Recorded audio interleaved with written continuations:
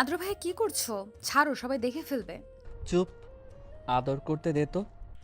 রুমে বসে বসে বিয়ের জন্য তৈরি হচ্ছিল মায়রা। তখনই কেউ তার রুমে প্রবেশ করে ধাম করে দরজাটা লাগায়। আয়নাতে সেই ব্যক্তির চেহারা দেখে তো মায়রার চক্ষু চড়ক গাছে, হাত পা প্রচণ্ড পরিমাণে কাঁপছে তার।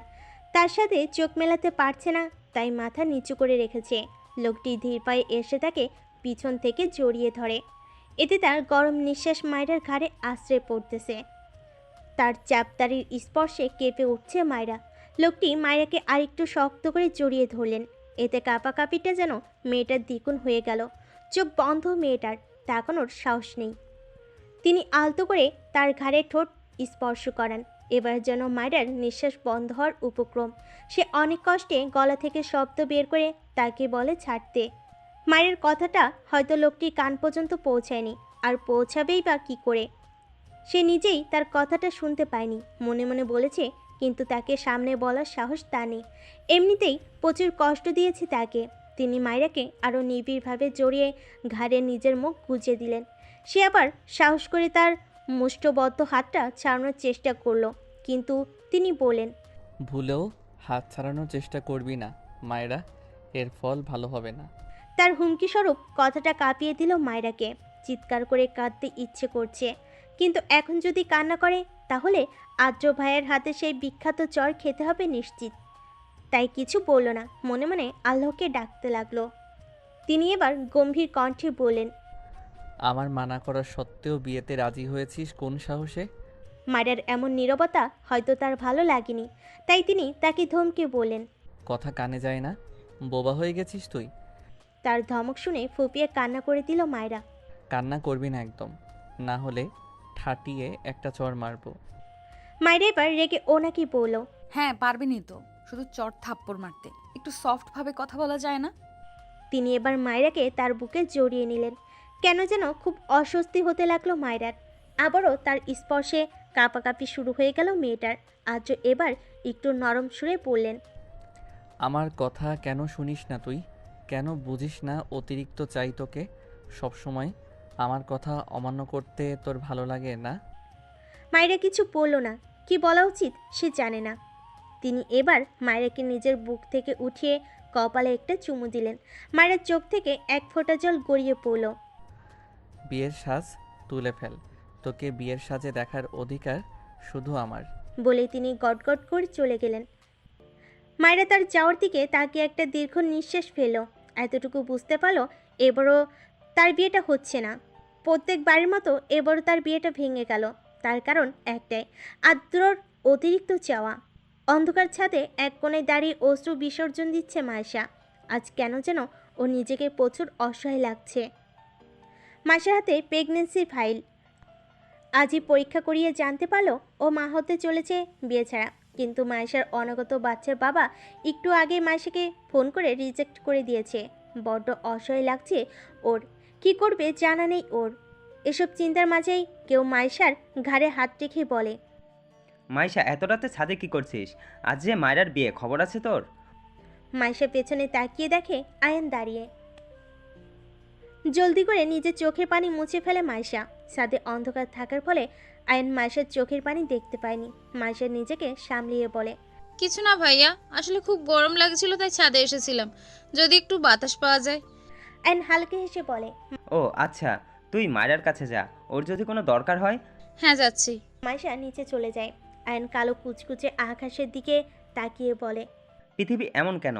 যাকে চায় তাকে পায় না, যাকে চায় না সে বারবার কাছে আসে। কেন যে তাকে অতিরিক্ত চায়? এই অতিরিক্ত চাওয়াটা যে খুব খারাপ। কথাগুলো বলে কান্না করে দেয় আয়ান।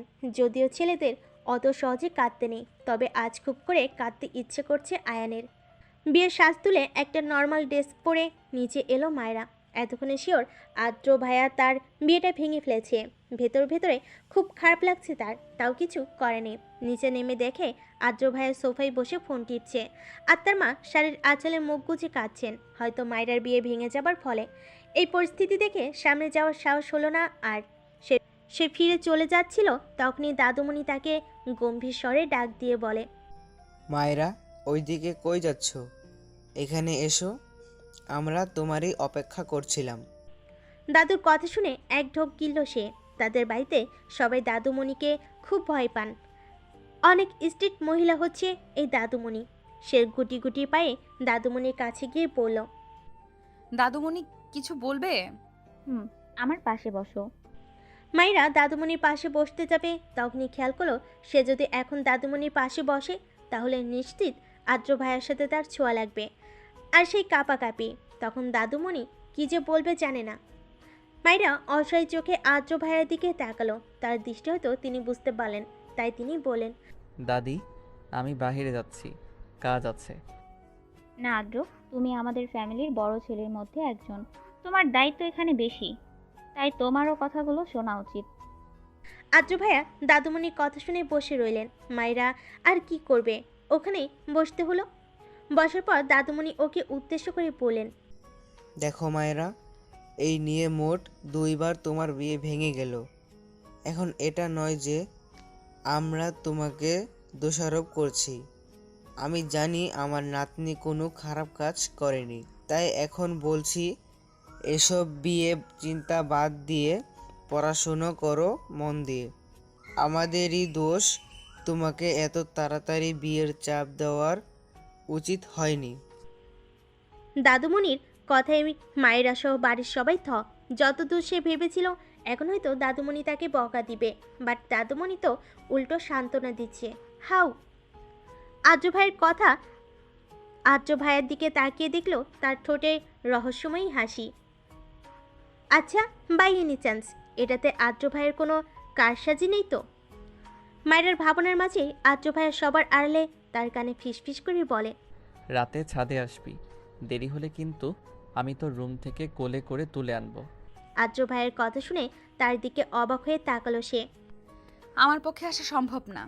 যদি কেউ দেখে তাহলে কি ভাববে? কে কি ভাববে তাতে আমার কিছু যায় আসে না। তোকে আসতে বলেছি, আসবি, না হলে আসবো আমি। মায়ের উত্তর পেয়ে তিনি উঠে দাঁড়ালেন। তারপর বড় মা মানে আদ্র ভাইয়ের মাকে উদ্দেশ্য করে বললেন, আম্মু, আমি পুলিশ স্টেশনে যাচ্ছি, আসতে রাত হবে, অনেক কাজ জমে আছে, 3 দিন যাইনি, তুমি আমার জন্য অপেক্ষা করো না। তারপর তিনি মায়ের দিকে তাকিয়ে বললেন, মায়েরা তো আছেই, ও তো বেশ রাত পর্যন্ত পড়ে, ওর থেকে চেয়ে নিব, কিছু লাগলে তুমি ঘুমিয়ে পড়িও। মায়েরা অসহায় চোখে আদ্র ভাইয়ের দিকে তাকিয়ে বলতে লাগলো, এই লোকটা কেন আমাকে অতিরিক্ত জ্বালায়? কেন? আমি এর থেকে দূরে থাকতে চাই, আর ইনি আরো কাছে আসতে চায়। অসহ্যকর লোক একটা। আদ্র ভাইয়ের কথা শুনে বড় মা বললেন, এখন কিছু খেয়ে যা, সকালে তো কিছু খাসনি। সমস্যা নেই, স্টেশনে গিয়ে খেয়ে নিব। বলেই বেরিয়ে যায় আদ্র ভাইয়া। আগে থেকেই পুলিশের ইউনিফর্ম পরে রেডি ছিল। আদ্র পেশায় একজন পুলিশ অফিসার, যদিও এখন এসপি, কিন্তু বাড়ির কেউ চায়নি সে পুলিশ অফিসার হোক।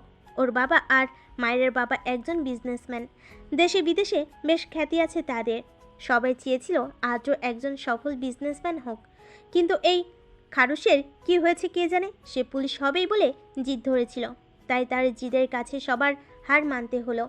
10-12 জন গার্ড মিলে একটা ছেলেকে ধরে নিয়ে এসে একটা লোকের পায়ের কাছে ছুঁড়ে মারল।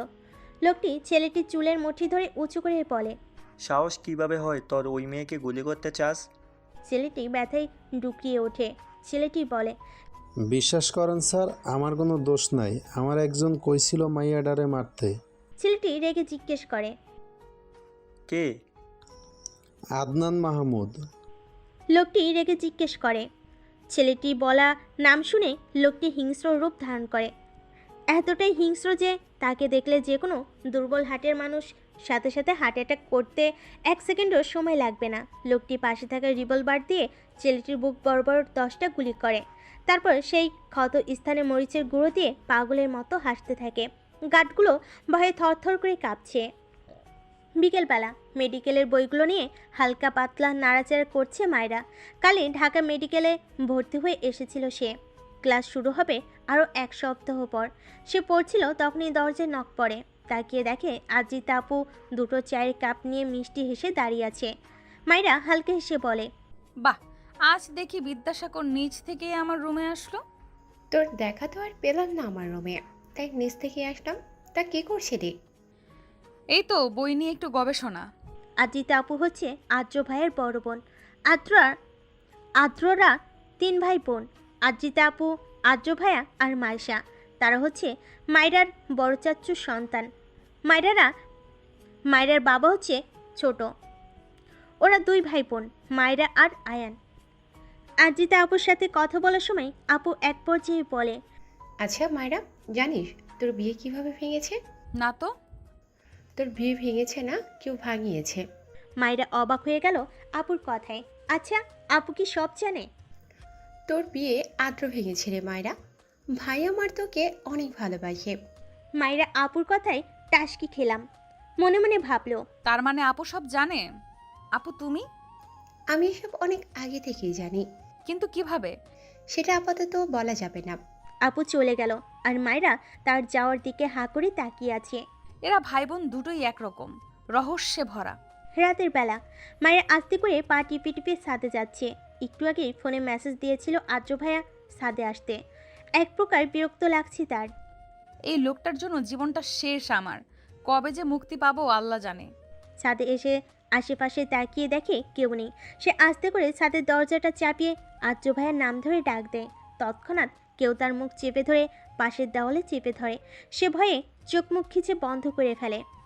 যখন কারো গরম নিঃশ্বাস ওর মুখে পড়ছিল তখন খুব অস্বস্তি হচ্ছিল। কিছুক্ষণ পর তার নাকে সেই চিরচেনা স্মেল আসে। যতটুকু মনে পড়ে এই পারফিউম আদ্র ভাইয়া ইউজ করে।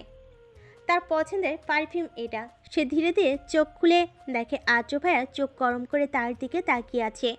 তার এমন তাকানোর মানে মায়ের বোধগম্য হলো না। মায়েরা তাকে জিজ্ঞেস করলো, আদ্র ভাইয়া? আর কিছু বলতে পারলো না মায়েরা। তার আগেই তিনি ওর ঠোঁট আঁকড়ে ধরে খুব রুডলি কিস করতে থাকে।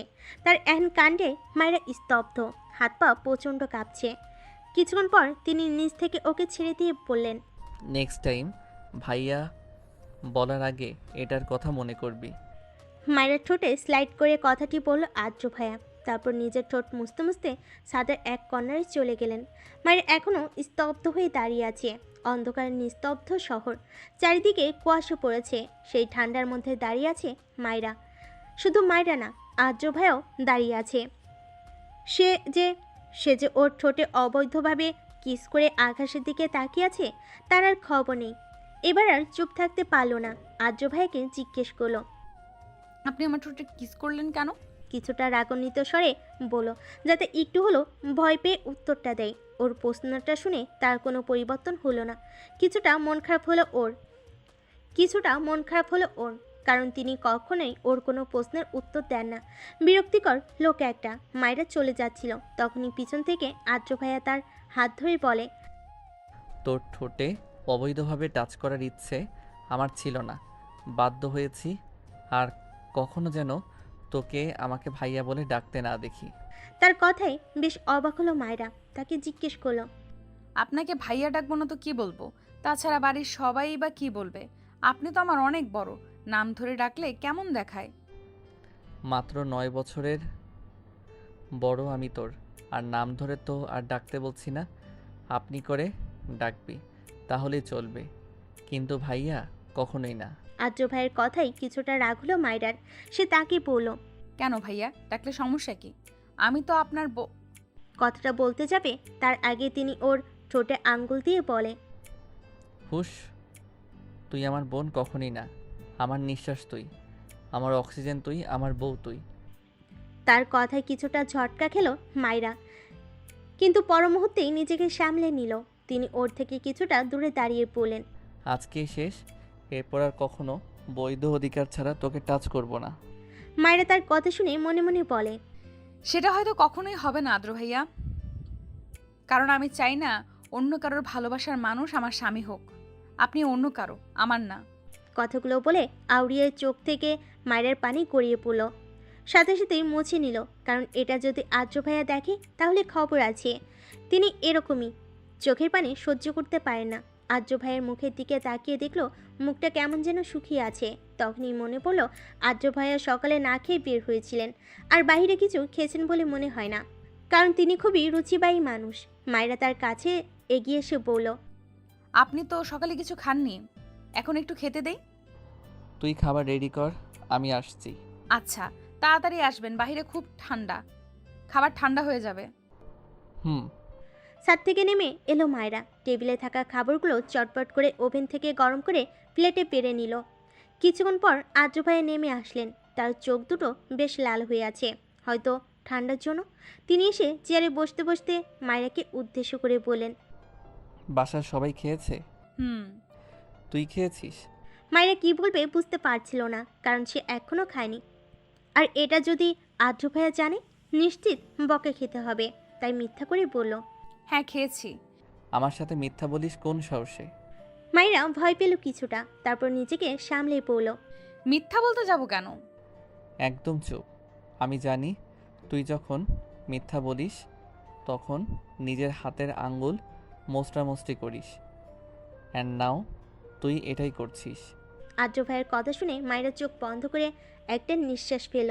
মনে মনে ভাবল, উনি এত ছোট্ট একটা জিনিসও খেয়াল করেন। আল্লাহ, আগে জানলে আরও খেয়াল রাখতাম।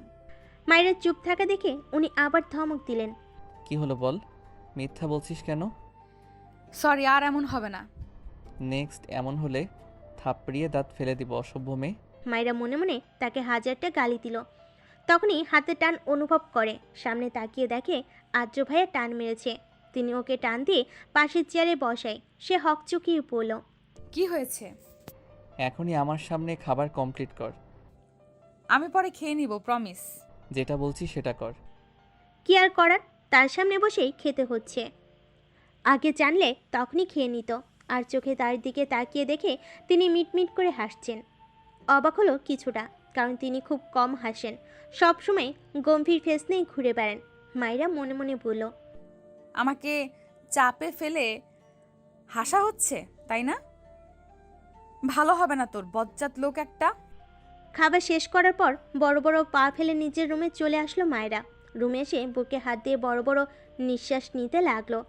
কেন জানি আদ্র ভাইয়াকে দেখলে ওর শ্বাসকষ্ট শুরু হয়ে যায়। তার জন্যই তো সবসময় তার থেকে দূরে দূরে থাকে।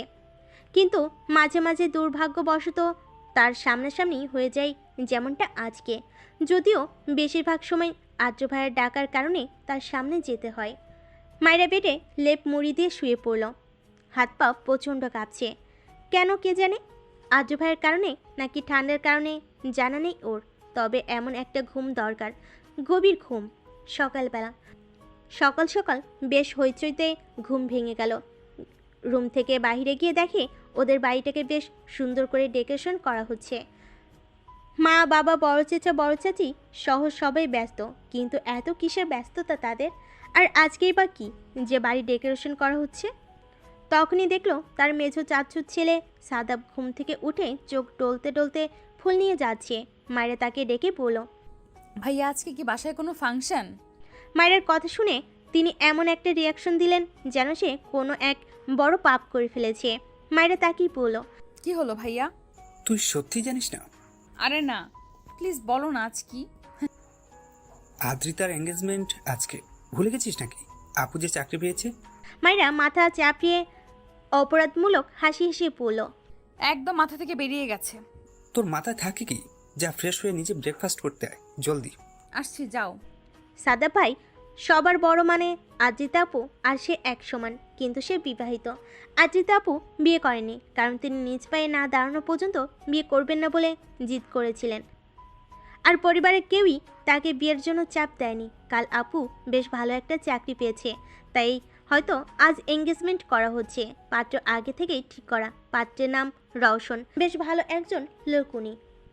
আপুকে বেশ ভালোবাসেন তিনি, তাই তো এতদিন বিয়ের জন্য চাপ না দিয়ে তার জন্য অপেক্ষা করেছে। মায়েরা ফ্রেশ হয়ে নিচে নেমে দেখলো অলরেডি সবাই খেতে বসে গেছে। সব চেয়ার পরিপূর্ণ, শুধু একটা চেয়ারই খালি, আর সেটা হচ্ছে আদ্র ভাইয়ের পাশের সিট। মায়েরাকে দেখে সাদিয়া ভাবি বলল, কি হলো মায়েরা, আদ্রর পাশে গিয়ে বসো। মায়েরা ভাবির দিকে অসহায়ভাবে তাকালো, কিন্তু কোনো কাজ হলো না। শেষে আদ্র ভাইয়ের পাশেই বসতে হলো।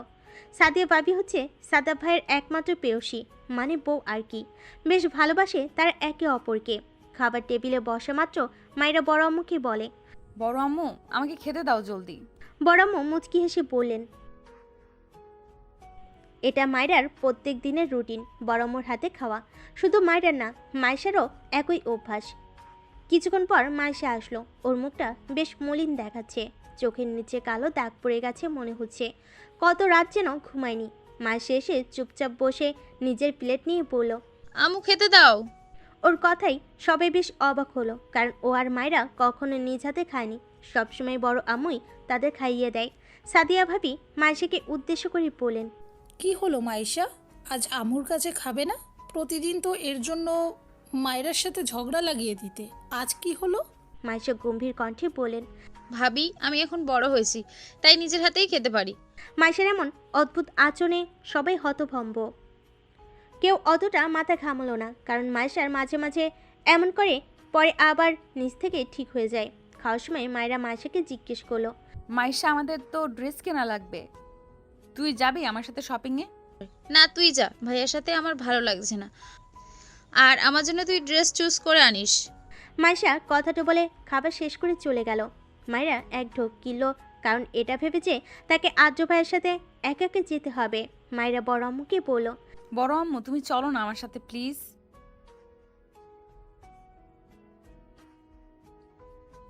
মায়েরা সবাইকে জিজ্ঞেস করলো, কিন্তু তারা সবাই না করে দিল। কি আর করার, শেষে আদ্র ভাইয়ের সাথেই যেতে হচ্ছে। মায়েরা রেডি হয়ে নিচে নেমে দেখে আদ্র ভাইয়া ফোনে কথা বলছে। তাকে ডিস্টার্ব করলো না। তিনি কথা বলা শেষ করে মায়েরাকে বললেন, রেডি হয়েছিস? আচ্ছা চল। তারপর বেরিয়ে গেল তারা। গাড়িতে বসা মাত্র মায়েরা সবসময় ঘুম চলে আসে, কিন্তু আজ আর ঘুম আসেনি আদ্র ভাইয়ের কারণে। শপিং মলে পৌঁছে তিনি মায়েরার হাত ধরলেন। মায়েরা ভুরু কুঁচকে তার দিকে তাকালো। কি হলো? তিনি কিছু না বলে ওর হাত ধরে সামনে নিয়ে যেতে লাগলেন। তারপর একটা দোকানের ভিতর ঢুকে বললেন, ড্রেস দেখান। তার কথাটা শেষ না হওয়া মাত্রই দোকানের সকল স্টাফরা পুরো মার্কেটের অর্ধেক জামা এনে মায়েরা সামনে রাখলো। মায়েরা অবাক হয়ে তার দিকে তাকালো। তিনি পায়ের উপর পা তুলে বললেন, চুজ কর জলদি। মায়েরা নিজের মন মতো কয়েকটা ড্রেস নিল, তারপর তাকে বলল, হয়ে গেছে। তিনি মায়েরার হাতের দিকে তাকিয়ে পড়লেন, মাত্র 2টা? আর লাগবে না। আদ্র ভাইয়া মায়েরার কথা শুনে পিছন গিয়ে প্রায় 7-8টার মতো ড্রেস এনে দোকানের মালিককে বললেন। সব প্যাক করে দিন। মায়েরা অবাক হয়ে তার দিকে তাকিয়ে আছে। শপিং মল থেকে বেরানোর পর ওর চোখ পড়ল ফুচকার দিকে। সে আদ্র ভাইয়ের দিকে অসহায়ভাবে তাকিয়ে বলল, আমি ফুচকা খাবো। রেস্টুরেন্ট থেকে কিনে দিব। এখানকার ফুচকা ভালো না, পেট খারাপ হবে। কিন্তু মায়েরা তো জেদ ধরে বসেছে যে সে এখানকার ফুচকাই খাবে। অবশেষে তিনি রাজি হলেন। ফুচকার দোকানে গিয়ে ওর মাথায় একটা দুষ্টু বুদ্ধি এলো। ও আদ্র ভাইয়ের দিকে তাকিয়ে একটা মুচকি হাসি দিল। তিনি ভুরু কুঁচকালেন। ও মনে মনে বলল, এবার বুঝবেন আমাকে জ্বালানোর মজা। আদ্র ভাইয়া ওর মুচকি হাসি দেখে ভুরু কুঁচকালেন। তিনি ওকে কিছু বলতে যাবেন, তখনই তার ফোনে কল আসে। তিনি ফোন রিসিভ করে পাশে চলে যায়।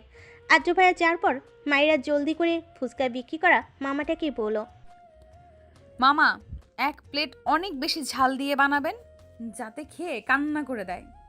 ওর কথা শুনে লোকটি হতভম্ব হয়ে যায়। তিনি বলেন, কি কো মামা, এত ঝাল খাইতে পারবা? আরে মামা, এটা আমার জন্য না, আমার সাথে যে লোকটি এসেছে তার জন্য। আসলে তার মুখে কোনো স্বাদ নেই, তাই ডক্টর বলেছে তাকে বেশি করে ঝাল খাওয়াতে, তাহলেই স্বাদ ফিরে আসবে। কিন্তু তিনি মানতেই চায় না, তাই আর কি। ওর কথাটা তিনি বিশ্বাস করে ফেলেন। তিনি বলেন, আচ্ছা মা। মায়েরা মনে মনে বেশ হাসলো। আদ্র ভাইয়ের কী হবে তা ভাবতেই ওর বেশ হাসি পাচ্ছে। কিছুক্ষণ পর আদ্র ভাইয়া আসলেন। ওর প্লেটে 2টা ফুচকা দেখে তিনি চোখ ছোট ছোট করে জিজ্ঞেস করলেন, 2 প্লেট খেতে পারবি? মায়েরা মিষ্টি এসে উত্তর দিল, আমি কেন, আপনিও খাবেন, তাই তো 2 প্লেট অর্ডার দিলাম। তিনি আবারও নাক সিটকিয়ে বলেন, কখনো না, আমি এসব ফুটপাতের খাবার খাই না। প্লিজ আদ্র, আমার একটা রিকোয়েস্ট রাখবেন না? মায়ের কথা শুনে ওর হাত থেকে প্লেট নিয়ে বলে, খাচ্ছি, বাট আজকেই লাস্ট অ্যান্ড তোর জন্য। ওকে। তিনি চামচ দিয়ে একটা ফুচকা মুখে দেওয়ার পরই কেমন যেন কেঁপে উঠলেন। বুঝে গেল ঝালটা বেশি দেওয়া হয়েছে। কিন্তু অদ্ভুতভাবে তিনি একবারও থামলেন না। গপ গপ করে এক একটা ফুচকা খেতে লাগলেন। মায়েরা আর ফুচকা বিক্রেতা মামা অবাক হয়ে তাকিয়ে আছে। আদ্র ভাইয়ের চোখ মুখ সহ নাকের ডগা পুরো লাল হয়ে আছে, তাও তিনি থামছেন না। ওনার মুখ এতটাই লাল বর্ণ ধারণ করেছে যে সুই দিয়ে খোঁচে দিলে রক্ত পড়া শুরু করবে নিশ্চিত। মায়েরার এবার বেশ ভয় হলো, তার কাছে গিয়ে পড়ল। প্লিজ থামুন, আপনার চোখ মুখ লাল হয়ে গেছে। বাট তিনি কোনো রেসপন্স করলেন না। পুরো প্লেট শেষ করে ওর হাতে 1000 টাকার নোট ধরিয়ে দিয়ে বললেন, তোর খাওয়া শেষ হলে পে করে আসিস, আমি গাড়িতে বসছি। বলেই চলে গেলেন। মায়েরা চটজলদি করে পে করে দিল। আপাতত ওর খাওয়ার রুচি নেই। কে জানে ওদিকে আদ্র ভাইয়ের কী অবস্থা। গাড়িতে গিয়ে নিজের সিটে বসলো। আদ্র ভাইয়ের দিকে তাকিয়ে দেখলো তিনি নিজের সিটে হেলান দিয়ে জোরে জোরে নিঃশ্বাস নিচ্ছেন আর একটু পরপর পানি খাচ্ছেন, কিন্তু কোনো কাজ হচ্ছে না। ঝাল এতটা বেশি দেওয়া হয়েছে যে আদ্র ভাইয়ের অবস্থা আরও খারাপ হয়ে যাচ্ছে। আদ্র ভাইয়ের অবস্থা দেখে চোখে পানি চলে আসলো মায়রার। মনে মনে অনেক অনুশোচনা হচ্ছে, কেন যে এমন করলো। মায়রা আর সহ্য করতে পারছিল না তার এমন অবস্থা, তাই চোখ বন্ধ করে নিজেকে শক্ত করে নিল। তারপর নিজের সিট বেল্ট খুলে তার ঠোঁট দুটো আঁকড়ে ধরে যতটুকু সম্ভব তার ঝাল কমানোর চেষ্টা করলো। ওর এমন কাজে আদ্র ভাইয়া চোখ বড় বড় করে তাকিয়ে আছেন ওর দিকে। হয়তো কখনো আশা করেনি ও এমন কিছু করবে। কিছুক্ষণ পর তার থেকে সরে এসে মাথা নিচু করে তাকে জিজ্ঞেস করলো, ঝাল কমেছে? তিনি বাঁকা হেসে জবাব দিলেন, অনেকটা। মায়েরা মুগ্ধ দৃষ্টিতে তার বাঁকা হাসির দিকে তাকিয়ে আছে। ওর খেয়ালও নেই ও একটু আগে কি করেছে। তিনি ওকে বললেন, এমন ঠোঁটের স্পর্শ পেলে প্রতিদিন ঝাল খেতে রাজি আছি। এটাই লাস্ট ছিল, আর আশা করবেন না। আমি এটা বাধ্য হয়ে করেছি। সেটা তো বিয়ের পর দেখা যাবে। By the way, thanks for it. মায়ের ঠোঁটের দিকে ইশারা করে বললেন তিনি। কেন যেন হঠাৎই প্রচুর লজ্জা করছে মায়েরার, আর সাথে রাগও। ধুর, কেন যেন বেটাকে ঝাল খাওয়াতে গেলাম, শেষে ফাঁসলাম তো আমি। এ কি কখনো ঠিক করতে পারবো কিনা জানি না। মনে মনে কথাগুলো আউড়িয়ে নিজের চোখ বন্ধ করে রাগ কন্ট্রোল করার চেষ্টা করলো মায়েরা। আদ্র মুচকি হাসছে আর ড্রাইভ করছে, মাঝে মাঝে মায়ের দিকে তাকাচ্ছে। আদ্র জানতো যে মায়েরা ওর প্লেটে ঝাল মিশিয়েছে, তা সত্ত্বেও ও পুরো প্লেট শেষ করেছে। কেন করেছে তা জানা নেই ওর। আদ্র মনে মনে বেশ খুশি বলা চলে। মায়েরা একটা হোটেল রুমে বসে আছে। মনের ভেতর চিন্তা থাকলেও মুখে হাসি ফুটিয়ে রেখেছে। মাসার মন বলছে কোনো খারাপ কিছু হতে চলেছে, কিন্তু মাসা ঠিক করেছে না, ওর সাথে কোনো খারাপ কিছু হবে না। মেঘ ওকে মেনে নিবেই। মেঘ হচ্ছে মাসার বয়ফ্রেন্ড আর মাসার অনগত বাচ্চার বাবা। মেঘ আজ একটু আগে মাসাকে ফোন করে এই হোটেল রুমটাতে আসতে বলেছে, কারণ হিসেবে বলেছে বাচ্চার ব্যাপারটা দেখবে। মাসা মেঘের কথা শুনে বেশ খুশি হয়েছে, কিন্তু ও আর কি জানে মেঘ ওর জন্য যে মৃত্যু জাল পেতে রেখেছে। মায়েরা বাসে এসে এক দৌড়ে নিজের রুমে চলে গেল, কারণ আপাতত আদ্র ভাইয়ের মুখ দেখার সাহস তার নেই। তাহলে নিশ্চিত লজ্জে আজর মৃত্যু হবে, অ্যান্ড তার পরের দিন নিউজ পেপারে হেডলাইন হবে, বিখ্যাত শিল্পপতি রাসেল খানের মেয়ে লজ্জায় মারা গেছে। তখন ব্যাপারটা বেশ খারাপ দেখাবে। তাই আদ্র ভাইয়ের থেকে নিজেকে আড়াল করলো ও। রুমে এসে দরজা লাগিয়ে জোরে কয়েকটা শ্বাস নিল। ওই মুহূর্তের কথা মনে পড়তেই কেন যেন গালগুলো লাল টকটকে হয়ে যাচ্ছে। আয়নার সামনে দাঁড়িয়ে নিজের গালে একটা থাপড় দিল। এত বোকা কেন তুই মায়েরা? কেন? শুধুমাত্র তোর জন্য আজ এই পরিস্থিতি হলো। ইস, কে জানে কালকে সকালবেলা আদ্র ভাইয়ের সামনে কিভাবে মুখ দেখাবো। হিংস্র সেই লোকটি টেবিলের উপর পা তুলে বসে আছে, হাতে রিভলভার নিয়ে সে এক গভীর চিন্তায় মগ্ন। তখনই লোকটির কেয়ারটেকার সাহিল এসে পড়ল। স্যার। লোকটি রিভলভার থেকে নিজের নজর সরিয়ে সাহিলকে স্ক্যান করে ওকে জিজ্ঞেস করে, জি স্যার। স্যার, ম্যামকে যে গুলি করতে চেয়েছিল সেই লোকটা আজ রাতের ফ্লাইটেই সুইজারল্যান্ড যাচ্ছে।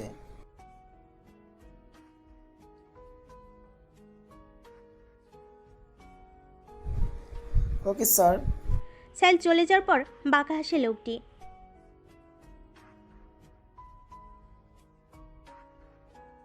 মাইশা বসেছিল, ঠিক তখনই মেঘের আগমন। মুখে রহস্যময়ী বাঁকা হাসি।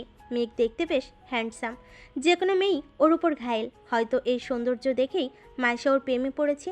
মেঘকে দেখে মাইশা দৌড়ে ওকে জড়িয়ে ধরে বলে, মেঘ, আমি জানতাম তুমি কখনো আমাকে ফিরিয়ে দেবে না, তাই তো আমাকে ডেকেছো, তাই না? মেঘ মাইশাকে বেশ জোরে একটা ধাক্কা দেয়, যার কারণে পড়তে পড়তে বেঁচে যায় মাইশা। মাইশা অবাক হয়ে মেঘের দিকে তাকায়। কে বলেছে আমি তোর মতো একটা চিপ মেয়েকে অ্যাকসেপ্ট করব? আমি তোকে এখানে ডেকে এনেছি তোর বাচ্চা নষ্ট করতে, যাতে ভবিষ্যতে আমার আর মিহির লাইফে কাটা হয়ে দাঁড়াতে না পারিস তুই। মায়েশা স্তব্ধ। দুপুর 2:30। মায়েরা ছাদে দাঁড়িয়ে আছে প্রায় 1 ঘন্টা হলো। কিছুই ভালো লাগছে না। বারবার ওই মুহূর্তের কথা মনে পড়তেই অনুশোচনা কাজ করছে, কিন্তু এখন আর অনুশোচনা করে কোনো লাভ নেই। শুধু শুধু নিজের সময় নষ্ট করা। ছাদ থেকে নেমে দ্বিতীয় ফ্লোরে এসে দেখে বাসা পুরোপুরি ডেকোরেট করা হয়ে গেছে। সন্ধ্যার পরই আপুর এঙ্গেজমেন্ট হবে, তাই সবাই বেশ ব্যস্ত, একমাত্র ও ছাড়া। রেলিং ধরে নিচে তাকিয়ে দেখলো আদ্র ভাইয়া কানে ব্লুটুথ লাগিয়ে কথা বলছে আর ডেকোরেট করতে আসা লোকগুলোকে কাজ দেখাচ্ছে। কাজে ভুল হলে ধমক না দিয়ে সুন্দরভাবে বুঝিয়ে দিচ্ছেন। মায়েরা তার দিকে এক দৃষ্টিতে তাকিয়ে আছে। এত শীতের মতো আদ্র ভাইয়ের কপালে বিন্দু বিন্দু ঘাম জমা হয়েছে। বড় বড় ঘন চুলগুলো কপালে এসে জমা হয়েছে। আদ্র ভাইয়া দেখতে বেশ ফর্সা। শুধু তিনিই না, ওদের ফ্যামিলির সবাই বেশ ফর্সা, কিন্তু তিনি একটু বেশি ফর্সা। আদ্র ভাইয়ের ডান গালে একটা তিল আছে, যেটা মায়েরার উইকনেস। মাঝে মাঝে ওর মনে হয় টুপ করে তার তিলে একটা চুমু দিয়ে দিই। এসব ভাবতে ভাবতে দেখলো তিনি ওর দিকে তাকিয়ে মুচকি হাসছেন। মায়েরা আর তার চোখাচুকি হওয়া মাত্রই একটা চোখ টিপ দিলেন তিনি। মায়েরা এক দৌড়ে নিজের রুমে চলে গেল। মনে মনে বলল, এই লোকটা এত খারাপ কেন? সব সময় আমায় লজ্জায় ফেলে দেয়। আদ্র দাঁড়িয়ে দাঁড়িয়ে মুচকি হাসছিল। তখনই পেছন থেকে সাদেব এসে ওর পিঠে চাপড় দিয়ে বলে, বাহ, আজকাল দেখি একা একা হাসা হচ্ছে। তা কই, আমি যখন বলি একটু হাসতে তখন তো হাসিস না, ব্যাপার কি? আদ্র নিজের মাথা চুলকিয়ে বলে। নাথিং। সাদাব দুষ্টু হেসে বলে, প্রেমে পড়েছিস নাকি? সাদেবের কথা শুনে আদ্র একটা কাশি দেয়, তারপর বলে, কি আবল তাবল বলছিস ভাই?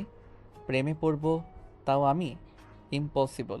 তুই যে প্রেমে পড়েছিস তা আমি জানি, এবং কার প্রেমে পড়েছিস তাও জানি। কার? আমার পিচ্চি বোন মায়রার। আদ্র চমকিত। এদিকে মেঘের কথা শুনে মার্শার চোখে পানি এসে গেছে। ও বলে, তার মানে তুমি আমাকে ভালোবাসো না? মেঘ তাচ্ছিলার হাসি দিয়ে বলে, তোকে ভালোবাসবো? আমার মাথা খারাপ নাকি? তাহলে এতদিন এসব কি ছিল? Time pass. মেঘের কথা শুনে মার্শা রেগে ওর গালে একটা থাপ্পড় দেয়। ছি, আমার ঘৃণা হচ্ছে। আমি তোমার মতো একটা লোককে ভালোবেসেছি। এতটা নিচে তুমি আমার বাচ্চাকে মেরে ফেলতে চাও? তোর বাচ্চাকে না মারলে আমার পথের কাটা কিভাবে দূর করবো জান? মেঘ মার্শার দিকে এগিয়ে যাবে, তখনই মার্শা মেঘকে নিজের সর্বশক্তি দিয়ে ধাক্কা মেরে হোটেল রুম থেকে বেরিয়ে যায়। মার্শা বেরিয়ে যাওয়ার পর মেঘ ওর যাওয়ার দিকে তাকে হাউমাউ করে কেঁদে ওঠে। ভালোবাসি প্রেয়সী, অনেক ভালোবাসি তোকে। আমি অতিরিক্ত চাই তোকে, কিন্তু তুই আমার ভাগ্যে নেই প্রেয়সী। আমি যে তোর জীবনে ক্ষণিকের, চাইলেও তোকে নিজের কাছে রাখতে পারবো না। তুই আইনের কাছেই ভালো থাকবি প্রেয়সী। কাঁদতে কাঁদতে মেঘের মুখ থেকে গলগল করে রক্ত পড়তে থাকে, কিন্তু তাও মার্শার নাম নিয়ে কান্না করে যাচ্ছে। কিছুক্ষণ পর হোটেল ম্যানেজার এসে মেঘকে হসপিটালে ভর্তি করে। মার্শা কাঁদতে কাঁদতে রোডে এসে পড়েছে। তখনই হঠাৎ করে মার্শা মাথা ঘুরে একটা গাড়ির সামনে পড়ে যায়। দুর্ভাগ্যবশত গাড়িটা আয়নে ছিল।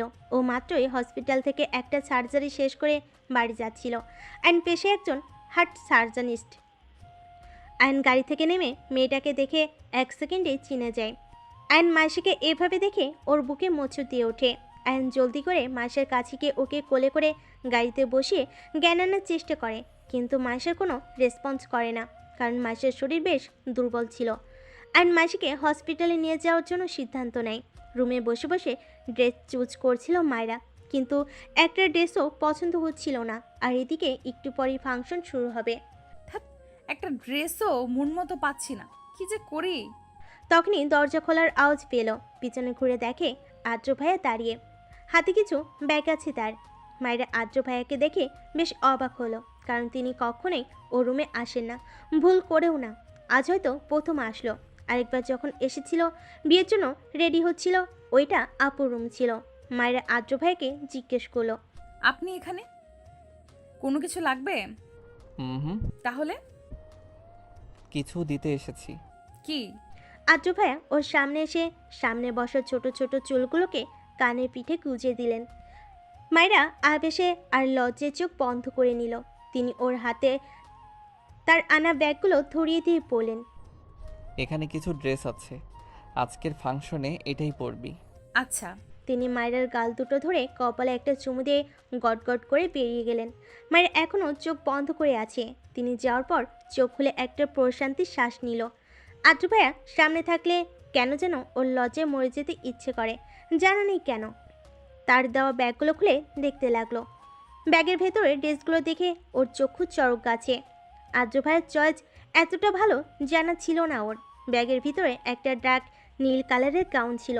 পুরো গাউনে নীল আর সাদা কালারের স্টোন বসানো, বেশ সুন্দর দেখতে গাউনটা। আদ্রিতার রুমে বসে বসে অস্থিরভাবে পায়চারি করছে।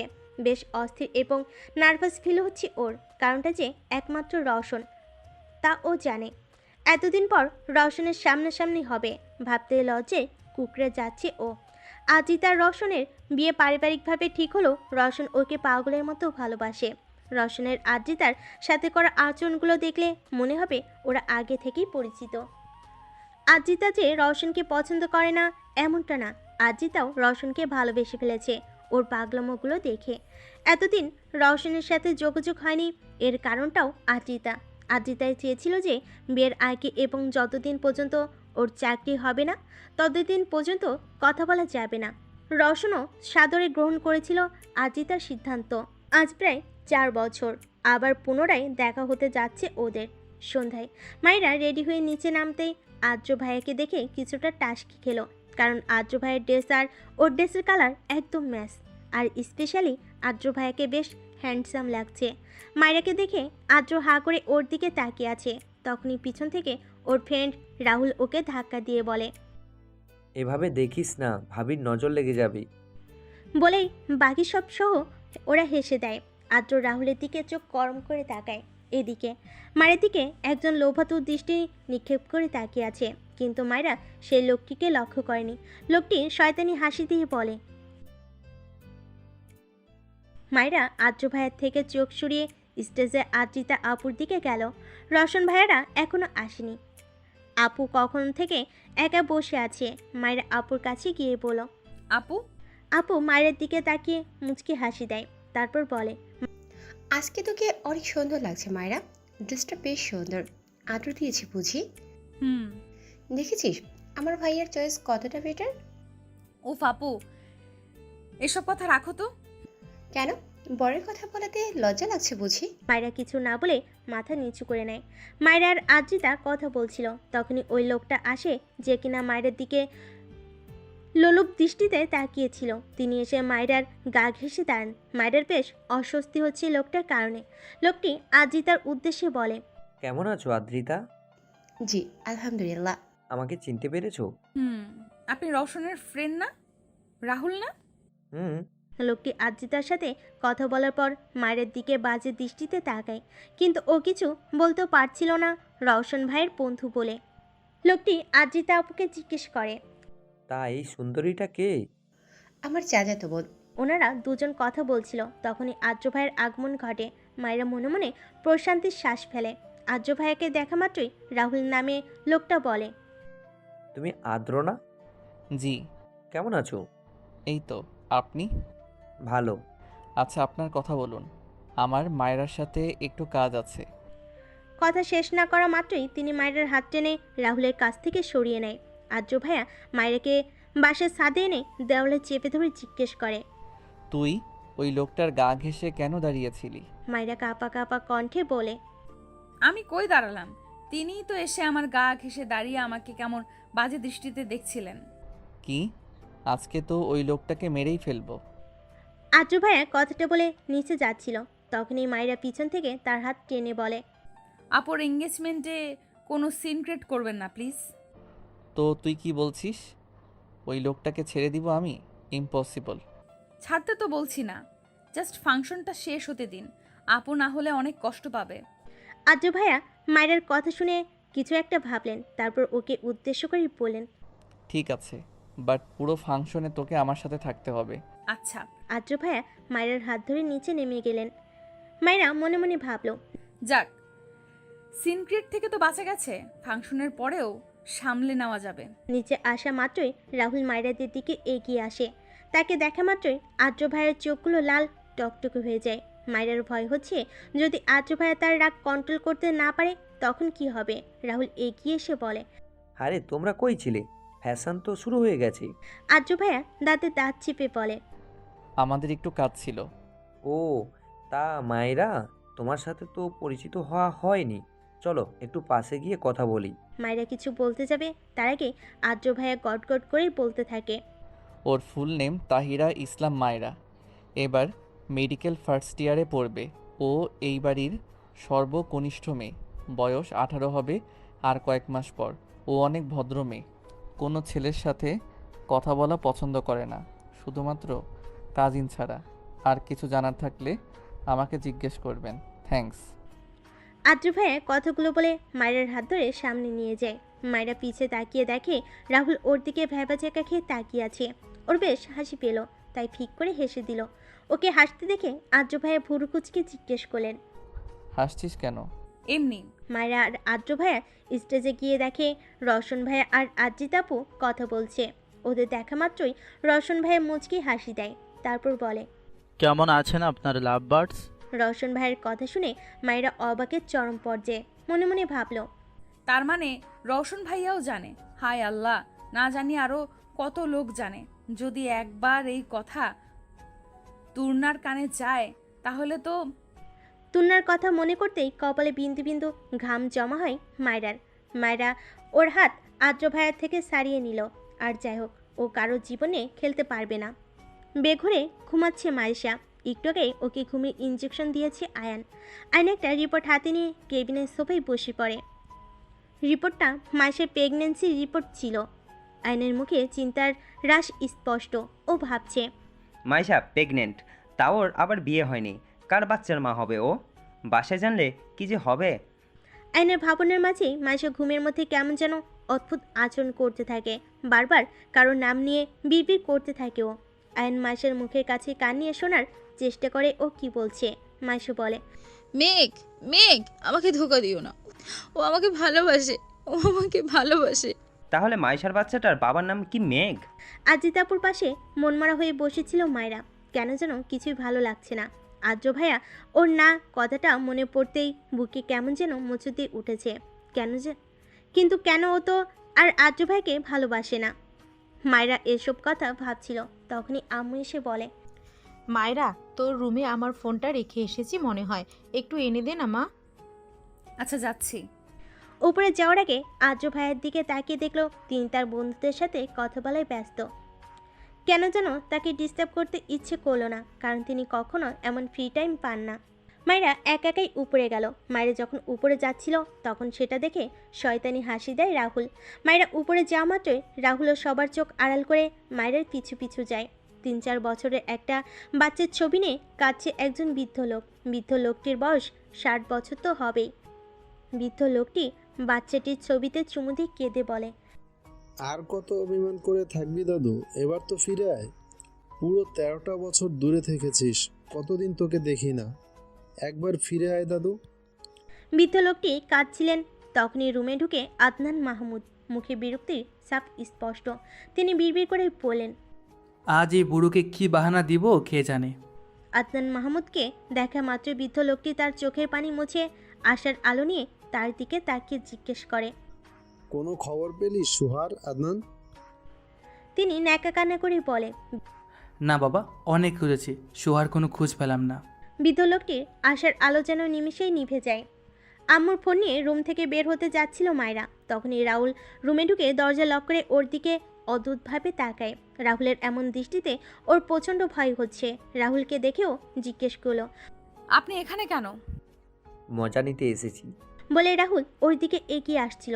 ও বুঝতে পারলো তার কোনো খারাপ উদ্দেশ্য আছে। মায়েরা চিৎকার দিতে যাবে তার আগে উনি এসে ওর মুখ চেপে ধরে। ভয়ে থরথর করে কাঁপছে মায়েরা। বারবার আদ্র ভাইয়ের কথা মনে পড়ছে ওর।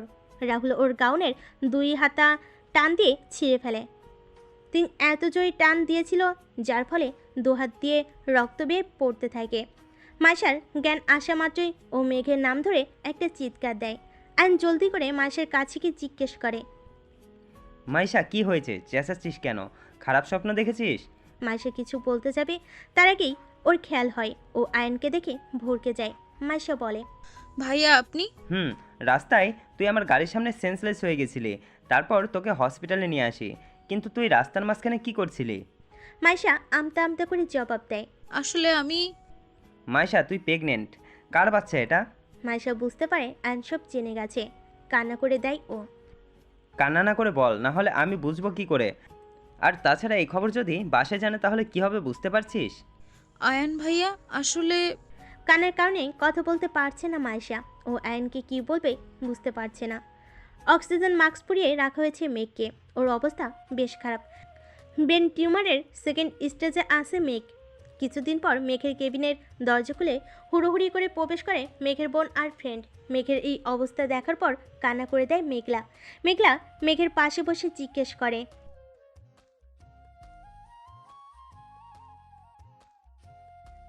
মেঘ আস্তে করে চোখ খুলে মেঘলার দিকে তাকায়।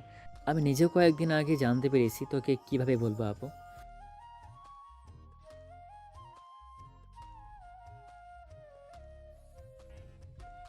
মেঘ সব খুলে বলে যে ও মাসের সাথে কি ব্যবহার করেছে আর কি বলে। সব কিছু শোনার পর মেঘলা মেঘের গালে একটা থাপ্পড় দেয়। রাগে থরথর করে কাঁপছে মেঘলা। থাপ্পড় দেওয়ার ফলে মেঘের নাক দিয়ে রক্ত পড়তে থাকে। মেঘলার হাজব্যান্ড ফারিস এসে মেঘলাকে ধরে বলে, মেঘলা, তুমি পাগল হয়ে গেছো? মেঘের এই স্টেজে ওকে তুমি মারছো কেন?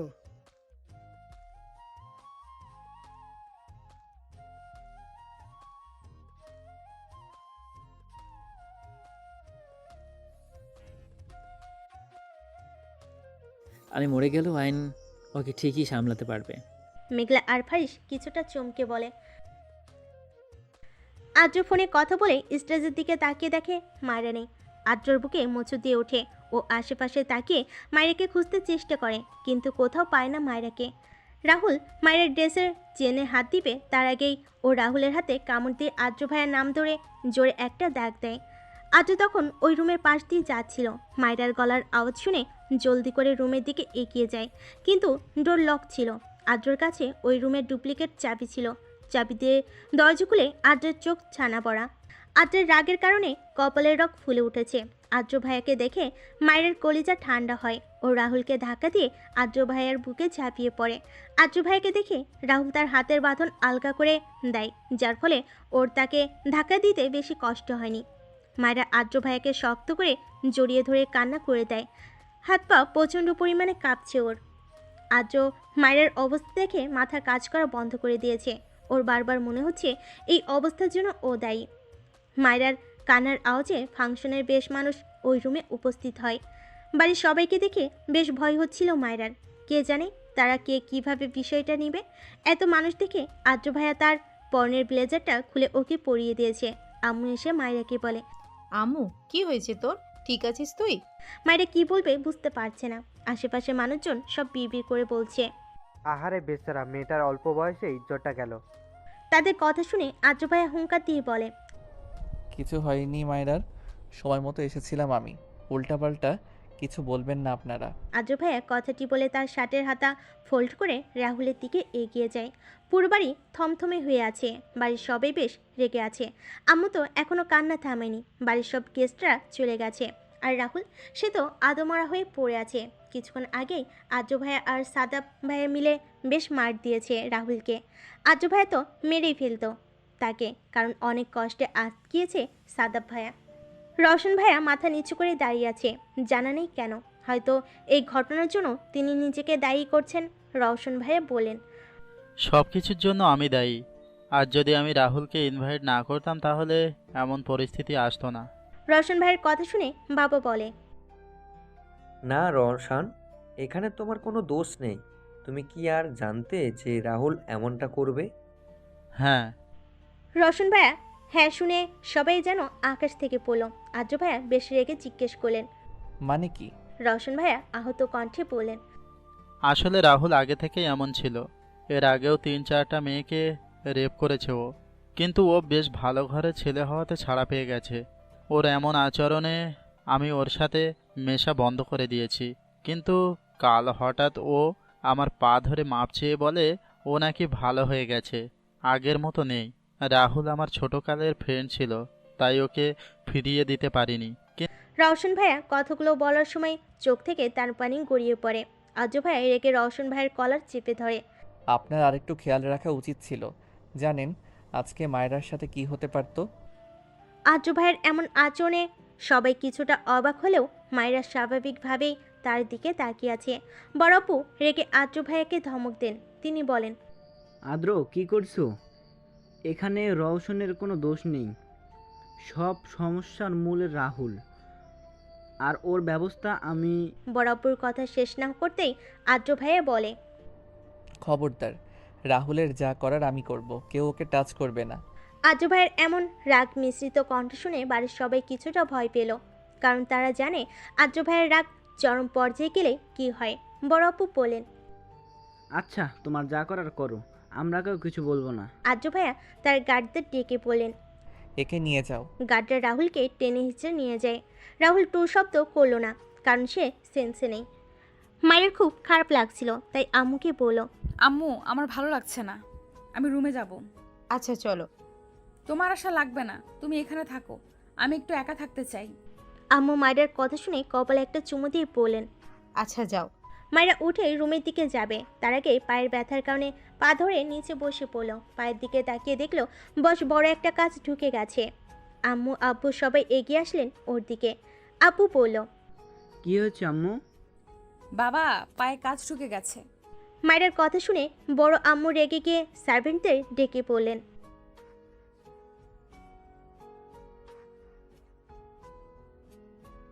সার্ভেন্টদের মধ্যে একজন রেগে বললেন,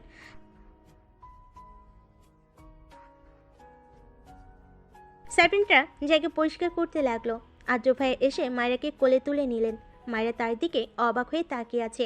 আশেপাশে তাকিয়ে দেখে সবে আদ্র ভাইয়ার দিকে তাকিয়ে আছে। আদ্র ভাইয়া ভুরু কুঁচকে বললেন, এভাবে তাকিয়ে আছে কেন সবাই? তুই ওকে কোলে নিলি কেন? আমি ওকে রুমে নিয়ে ব্যান্ডেজ করে দিব, এমনিতেও ও তো এখন আর উপরে যেতে পারবে না।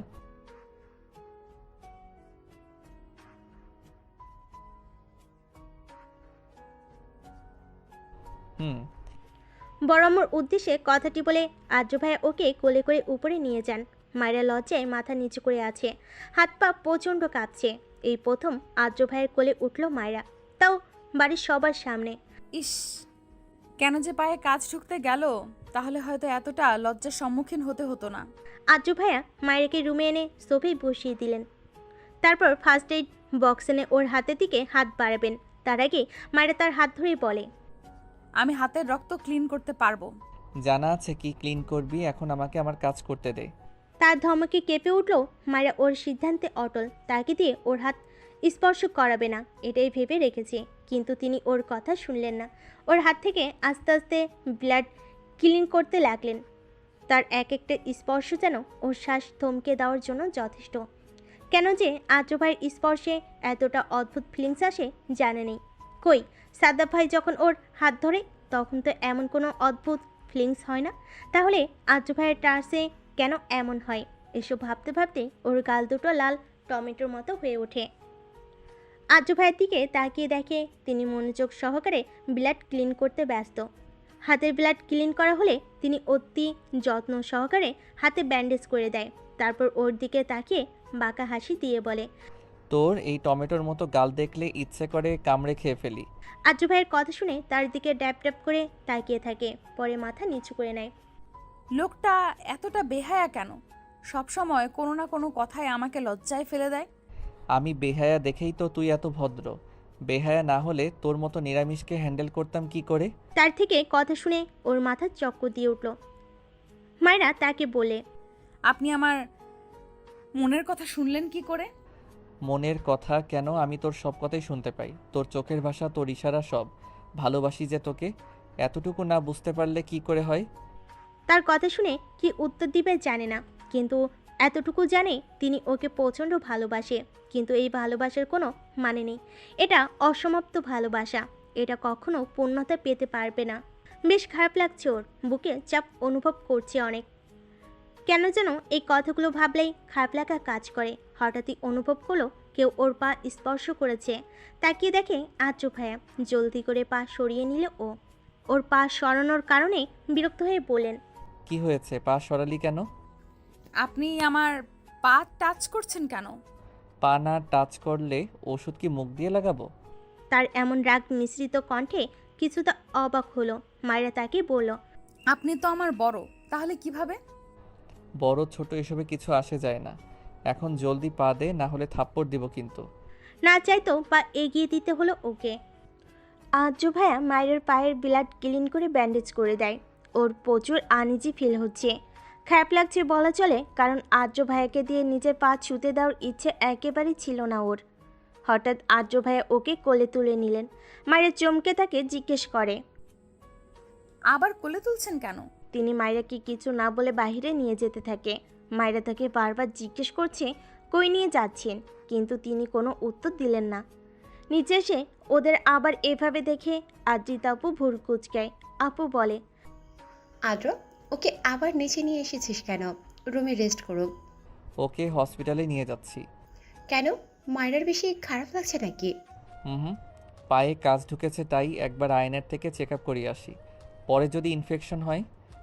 আরে গাধা, এতটুকু কাজ ঢোকায় ইনফেকশন হয় না। তারপরও তোর যদি ভয় থাকে তাহলে যা হসপিটালে নিয়ে। মায়েরা তাদের কথার মাঝে ফোন কেটে বলে, আরে না আপু, এতটুকু কাজ ঠোকাতে হসপিটালে যাওয়ার কি আছে? আমি ঠিক আছি, ইনফেকশন হবে না। বেশি বুঝিস তুই? তোকে কথা বলতে বলেছি নাকি চুপ থাক তুই? আমার জিনিসের কেয়ার আমি নিজেই রাখতে পারি। আদ্র ভাইয়ের কথা শুনে আদ্রিতা আপু মুখ টিপে হাসছে। হলরুমে কেউ নেই, শুধুমাত্র আদ্রিতা আপু ছাড়া। আদ্র ভাইয়ার শেষের কথাটা শুনে মায়েরা প্রচণ্ড রকমের অবাক। আদ্র ভাইয়া ওকে কোলে রেখে গাড়ি স্টার্ট দিলেন। মায়েরা বিরক্ত হয়ে বলল, আমি সিটে বসবো? কোনো দরকার নেই, চুপচাপ বসে থাক। বেশ বিরক্ত হলো তার এরূপ আচরণে মায়েরা। মাইশা কান্না করতে করতে আয়নকে বলে, মেঘের সাথে আমার রিলেশন কলেজ লাইফ থেকে, অনেক ভালোবাসি আমরা একে অপরকে। আমাদের রিলেশনের কথা মেঘের বড় বোন মেঘলাপুও জানতো। তার মধ্যে একদিন ভুল করে আমার আর মেঘের মধ্যে ফিজিক্যাল রিলেশন হয়। যদিও ভুলটা সম্পূর্ণ আমার প্রেগনেন্ট হওয়ার পর আমি ভয় পেলেও মেঘ আর মেঘের বড় বোন মেঘলাপু বেশ খুশি ছিলেন। মেঘলাপু আমাদের কাবিন করিয়ে রেখেছে আমার প্রেগনেন্ট হওয়ার পর। তার মানে তুই মেঘের লিগ্যালি ওয়াইফ? হুম। তারপর বিয়ের পর মেঘ কেমন অদ্ভুত আচরণ করতে থাকে, আমাকে ইগনোর করে, অন্য মেয়েদের সাথে রিলেশন করে। আমাকে মেঘ বলে যে ওর নাকি আমাকে আর ভালো লাগে না, কিন্তু আয়ান ভাইয়া আমি শিওর মেঘ মিথ্যা বলছে, ওর কোনো প্রবলেম হয়েছে। তারপর মাইশা কিছুক্ষণ আগে ঘটে যাওয়া ঘটনা খুলে বলে। সব শুনে আয়ন দীর্ঘ নিঃশ্বাস ফেলে। ও বুঝতে পারছে না ওর এখন কি করা উচিত। আয়ন মাইশাকে বলে, তুই চিন্তা করিস না, আমি দেখছি কি করা যায়। ভাইয়া বাসার সবাইকে কি বলবো? আমি দেখছি, রেস্ট। আয়ন নিজের অ্যাপ্রন হাতে নিয়ে উঠে দাঁড়ালো। তারপর মাইশার দিকে তাকিয়ে একটা হাসি দিয়ে বলল, কর। আয়ন বেরোতে যাবে তখন একজন নার্স হন্তদন্ত হয়ে এসে কেবিনে এসে আয়নকে উদ্দেশ্য করে বলে, স্যার। হ্যাঁ বল। স্যার, আদ্র স্যার এসেছে মায়রা ম্যামকে নিয়ে। আদ্রের নাম শুনে মাইশার গলা শুকিয়ে আসছে। আয়ন একবার মাইশার দিকে তাকিয়ে তারপর নার্সকে বলে, হঠাৎ? স্যার, মায়রা ম্যামের পায়ে বেশ ব্যথা পেয়েছে আর হাতে ব্যান্ডেজও দেখলাম। হোয়াট? মায়েরার এই অবস্থা শুনে আয়নের বুকে মোচড় দেয়। মায়েরা অনেক আদরের আয়নের কাছে। দুনিয়া একদিকে তো মায়েরা একদিকে। নিজের জীবনের থেকেও বেশি ভালোবাসে আয়ন তার বোনকে। ছোট থেকেই বেশ আদরে বড় করেছে আয়ন মায়েরাকে। কাঁপা কাঁপা কণ্ঠে আয়ন নার্সকে জিজ্ঞেস করে, ওরা এখন কই? স্যার, আপনার কেবিনে বসে আছে। আয়ন দৌড়ে বেরিয়ে যায় মাইশার কেবিন থেকে। এদিকে মাইশারও বেশ টেনশন হচ্ছে মায়েরার জন্য। অনেক আদরের বোন মায়েরা, বলতে গেলে খান পরিবারের আত্মা হচ্ছে মায়েরা।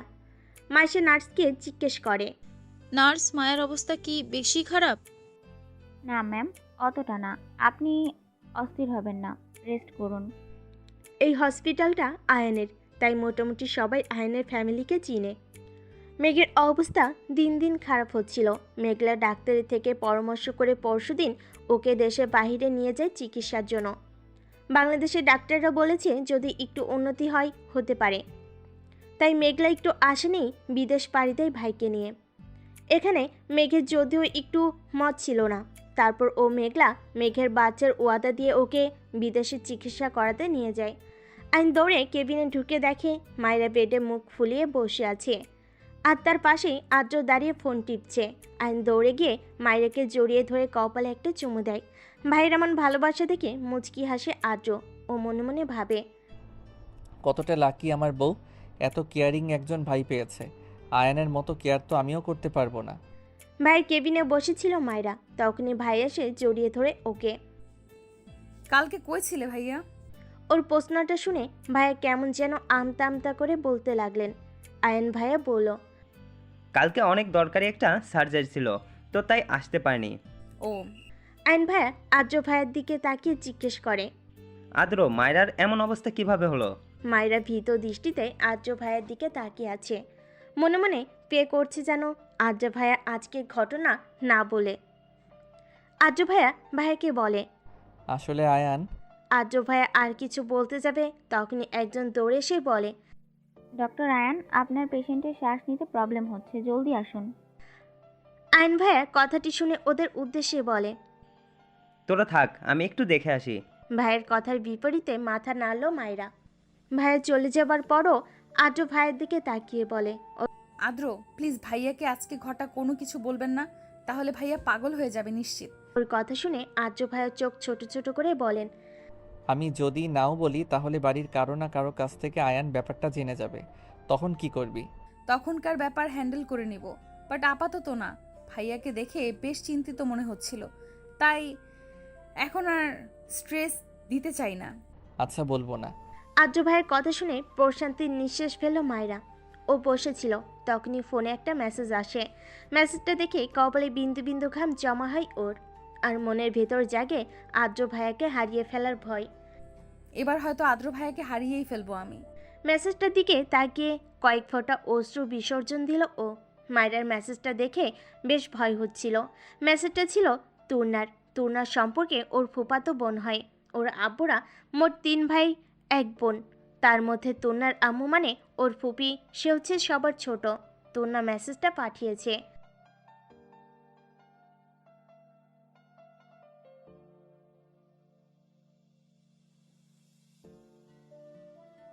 বিয়ের কথাটা শুনে একটুও চমকালো না, কারণ তুর্না আর আদ্র ভাইয়ের বিয়ে আগে থেকে ঠিক হয়ে আছে। যদিও আদ্র ভাই এই বিয়ে সম্পর্কে কিছু জানে না, ওর মনে মাঝে মাঝে একটা প্রশ্ন উদয় হয়, সেটা হচ্ছে যদি তুর্নার সাথে আদ্র ভাইয়ার ব্যাপারটা আদ্র ভাইয়া জানতে পারে, তাহলে কি ভাইয়া আমাকে ভুলে যাবে? এই প্রশ্নটা যখনই মাথায় আসে ওর তখনই বুকে এক প্রকার চাপ অনুভব হয়। জানে না কেন, হয়তো তার প্রতি মায়ের জন্মে গেছে। এসব ভাবার সময় কখন যে চোখটা ভিজে এসেছে খেয়ালই নেই। কিছুক্ষণ আয়ন ভাই এসে ওর হাতে পায়ে ব্যান্ডেজ খুলে আবার নতুন করে কিছু মেডিসিন লাগিয়ে দিয়ে ব্যান্ডেজ করে দিলেন। আয়ন ভাইয়া আদ্র ভাইয়াকে জিজ্ঞেস করলেন, কি হলো আদ্র, বল, কিভাবে মায়েরার এমন অবস্থা হলো? আদ্র ভাইয়া ওর দিকে তাকিয়ে অদ্ভুত হাসলেন। এই হাসির অর্থ জানা নেই ওর। আদ্র ভাইয়া বললেন, জানিস না তোর বোন কতটা কেয়ারলেস, তেমনভাবে কেয়ারলেসভাবে চলতে গিয়ে এটা করিয়েছে। আদ্র ভাইয়ের কথা শুনে ভাইয়া ওর দিকে চোখ গরম করে তাকালেন। ওর প্রচুর রাগ লাগছে আদ্র ভাইয়ের প্রতি। তিনি কেন এটা বলেন, অন্য কিছু তো বলতে পারতেন। এখন ভাইয়াকে তার মহামূল্যবান ডাক্তারি লেকচার শোনাবে। মায়েরা আদ্র ভাইয়ের দিকে তাকিয়ে দেখলো তিনি মুখ টিপে হাসছেন। আয়ন ভাইয়া বেশ কিছুক্ষণ তার লেকচার দিয়ে ওদের যেতে বললেন। আদ্র ভাইয়া ওকে কোলে করে গাড়িতে নিয়ে বসালেন। গাড়িতে বসানো মাত্রই মায়া তার কলার টেনে বলে, আপনার দরকার কি ছিল ভাইয়াকে এটা বলার? অন্য কিছুও তো বলতে পারতেন। My wish, none of your business, got it? কথাটি বলে ওর হাত থেকে নিজের কলার ছাড়িয়ে নিয়ে ড্রাইভিংয়ে মন দিলেন। প্রচুর রাগ লাগছে ওর, কিন্তু কিছু তো আর করার নেই। 1 সপ্তাহ পর হাত পায়ের ক্ষত ঠিক হয়ে গেছে, এখনও একা একাই চলাফেরা করতে পারে। এই কয়েকদিনে আদ্র ভাই একদম পাল্টে গেছে, আগে থেকেও বেশ গম্ভীর হয়ে গেছে। কেউ ওনার সামনে গেলেই ধমক দেয় কোনো কারণ ছাড়াই। আদ্র ভাইয়ের এমন আচরণে বাড়ির সবাই অনেক চিন্তিত তাকে নিয়ে।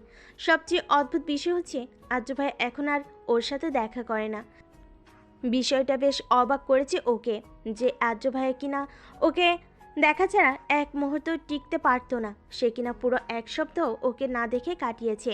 তাহলে তিনি কি ওকে ভুলে গেছেন? ক্ল্যাপের মধ্যে মাতাল হয়ে পড়ে আছে আদ্র। রোহিত অবাক হয়ে তাকিয়ে আছে, কারণ আদ্র কখনো মত্ত দূর একটা সিগারেট পর্যন্ত টাচ করেনি। আদ্র একটার পর একটা মদের শেষ করছিল, তখন রোহিত আদ্রের কাছে এসে বলে, আদ্র, কি করছিস এসব? এত ড্রিঙ্ক করলে তো তোর হেলথের প্রবলেম হবে। কি হয়েছে তোর, একটু বলবি? এমন আচরণ করছিস কেন? রোহিত, ওরা ও আমার মায়াকে নিয়ে যাবে। কারা নিয়ে যাবে মায়েরাকে? কি বলছিস তুই? ওর বাবা মা। কিন্তু কিভাবে? আমরা তো সব ঠিক করে দিয়েছি। আর তাছাড়া ওদের কাছে তো লিগ্যালি নোটিশও নেই। আছে। মানে কি? কিভাবে? আদ্র আর কিছু বলার আগে রোহিতের কাঁধে ঢলে পড়ে। রোহিত আদ্রকে ধরে দেখে ও সেন্সে নেই। রোহিত দীর্ঘ নিঃশ্বাস ছেড়ে বলে, বেশি ড্রিঙ্ক করার ফল। জানালার ধারে বসে শূন্য আকাশ পানে চেয়ে আছে মাইশা, চোখে পানি। মাইশা এখন হোস্টেলে থাকে। যতদিন পর্যন্ত না বেবি হচ্ছে ততদিন পর্যন্ত এখানে থাকতে বলেছে আয়ান ওকে। বাড়ির সবাইকে ম্যানেজ করা শেষ। মাইশা আকাশের দিকে তাকিয়ে বলে ওঠে, মেঘ, আমি জানি তুমি আমাকে ভালোবাসো, কিন্তু কেন তুমি মিথ্যা বললে? আর কই চলে গেছো তুমি? একবার ফিরে এসো প্লিজ। তোমাকে ছাড়া আমাদের বাচ্চাকে কিভাবে বড় করব?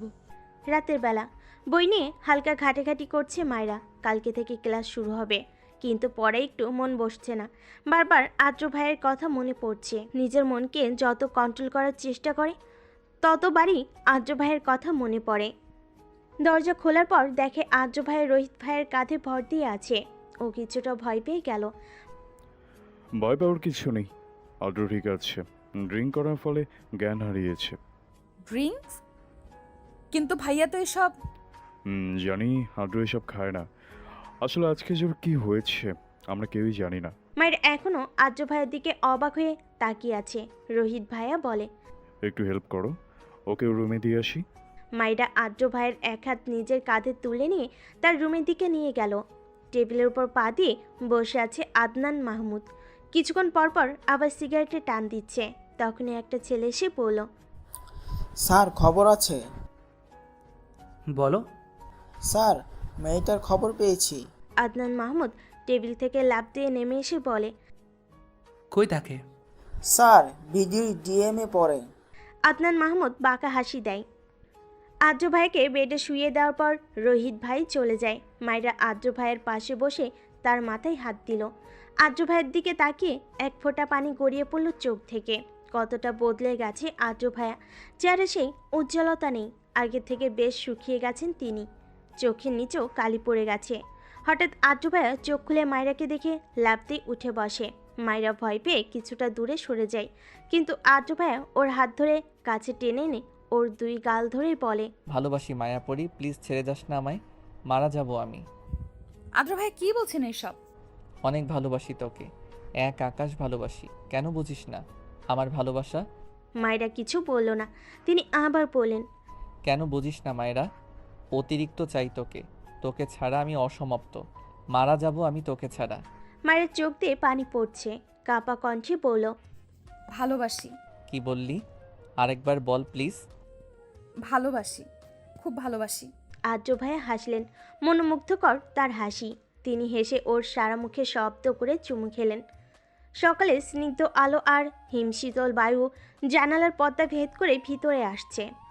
হিমশীতল ঠান্ডা বাতাসের কারণে ঘুম ভেঙে যায় মায়রার। মায়রা অনেক কষ্টে নিজের চোখ খুলে। রাতে বেশ দেরিতে ঘুমিয়েছে ও। চোখ খোলা মাত্রই ছোটোখাটো একটা ঝটকা খায় মায়রা। মায়রা দেখে আদ্র একদম ওর কাছে এসে ঘুমিয়ে আছে। মায়রা নড়তেও পারছে না, কারণ আদ্রকে একদম আষ্টে পিষ্টে জড়িয়ে ধরে আছে। তখনই মায়রার খেয়াল হয় কাল রাতের কথা। কাল রাতে আদ্র অনেক জেদ করেছিল মায়রাকে জড়িয়ে ধরে ঘুমাবে। মায়রা প্রথমে রাজি না হলেও পরে বাধ্য হয় আদ্রর কারণে। মায়রা আলতো হাতে আদ্রের গাল স্পর্শ করে। হালকা কেঁপে ওঠে আদ্র, তবুও ঘুম ভাঙে না ওর। মায়রা ভাবছে কাল রাতের কথা। আপনাকে বলে তো দিলাম ভালোবাসি, কিন্তু আদৌ কি এই ভালোবাসা পূর্ণতা পাওয়ার যোগ্য? মায়ের খেয়াল হয় তুর্নার কথা। সাথে সাথে আদ্রর গাল থেকে হাত সরিয়ে নেয় ও। আপনাকে ভালোবাসতে পারবো না আমি। আপনি আমার না। বোন হয়ে কিভাবে নিজের বোনকে ঠকাবো আমি? আমি তুর্নাকে ওয়াদা দিয়েছি আমাদের এই ভালোবাসা পূর্ণতা পাবার নয়। মায়েরা কথাগুলো ভেবে খুব সাবধানতার সাথে আদ্র থেকে নিজেকে ছাড়িয়ে নিয়ে দৌড়ে রুম থেকে বেরিয়ে যায়। আদ্র এখনও গভীর ঘুমে মত্ত। মায়েরা রুমে এসে দরজা আটকে কান্না করে দেয়। ও এখন মনে প্রাণে দোয়া করছে যে আদ্র যাতে কাল রাতের কথা মনে না থাকে। সকাল 8টার দিকে ঘুম ভেঙে যায় আদ্রের। ঘুম থেকে ওঠা মাত্রই মাথা চেপে ধরে ও। বেশ মাথা ধরেছে ওর। আদ্র পেট সাইড টেবিলের দিকে তাকিয়ে দেখে তেঁতুলের পানি। ও চট করে উঠে গ্লাসটা হাতে নেয়। পানিটা খাওয়ার পর মাথা ব্যথা অনেকটাই কমেছে ওর। আদ্র নিজের দিকে তাকিয়ে দেখে ও একটা ব্ল্যাক টি শার্ট পরা। ও ভুর কুচকায়। আমি তো জ্যাকেট পরা ছিলাম, ড্রেস চেঞ্জ করলো কে? আর আমার টি শার্ট থেকে লেডিস পারফিউমের স্মেল আসছে কেন? রাতে কি রুমে কেউ এসেছিল? আদ্র নিজের মাথা চেপে ধরে মনে করার চেষ্টা করে, কিন্তু ফলাফল শূন্য। রেডি হয়ে নিচে নেমে আসে আদ্র। আদ্রর চোখ এখন মায়রাকে খুঁজছে, কিন্তু কোথাও ওর দেখা পেল না ও। তখনই পিছন থেকে আদ্রিতা বলে ওঠে, কাকে খুঁজছিস? মায়েরা কই? ও কলেজে গেছে। ভুলে গেছিস আজকে ওর মেডিকেলের ফার্স্ট ক্লাস? শিট, আপু আমি বেরোচ্ছি। বলেই দৌড়ে বাইরে চলে যায় আদ্র। বাইক নিয়ে রাস্তার টং দোকানের পাশে দাঁড়িয়ে আছে আয়ান। কারণ একটাই, জান্নাতের সাথে দেখা করা। জান্নাত হচ্ছে আয়ানের একমাত্র ভালোবাসার মানুষ। সেদিন ছাদে বলা কথাটাও জান্নাতকে উদ্দেশ্য করেই বলেছিল। জান্নাতের বাসা আর আয়ানদের বাসা একদম অ্যাটাচ করা। জান্নাত কখনোই আয়ানকে পছন্দ করে না, এমনকি পছন্দ তো দূর, জান্নাত আয়ানকে দেখলেই কেন যেন রেগে যায়। কারণটা অজানা আয়ানের কাছে। প্রায় 10 বছর ধরে জান্নাতের পিছনে পিছনে ঘুরছে আয়ান, কিন্তু আজ পর্যন্ত কোনো লাভ হয়নি। আয়ান জান্নাতের কথা ভাবছিল, ঠিক তখনই রাস্তার পাশ দিয়ে হেঁটে যাচ্ছিল জান্নাত কলেজের উদ্দেশ্যে। জান্নাতকে দেখা মাত্রই আয়ান মুচকি হাসে, কিন্তু আয়ানের হাসি বেশিক্ষণ টিকল না। কয়েকজন ছেলে এসে আয়নের মাথায় রড দিয়ে বাড়ি মারে। রাস্তায় লুটিয়ে পড়ে ও। পুরো রাস্তায় আয়নের রক্ত গড়াগড়ি খাচ্ছে। আয়ন জান্নাতের দিকে তাকিয়ে দেখে জান্নাত বিশ্বজয়ের হাসি দিচ্ছে। আয়ন বুঝতে পারে কাজটা জান্নাতই ঘটিয়েছে।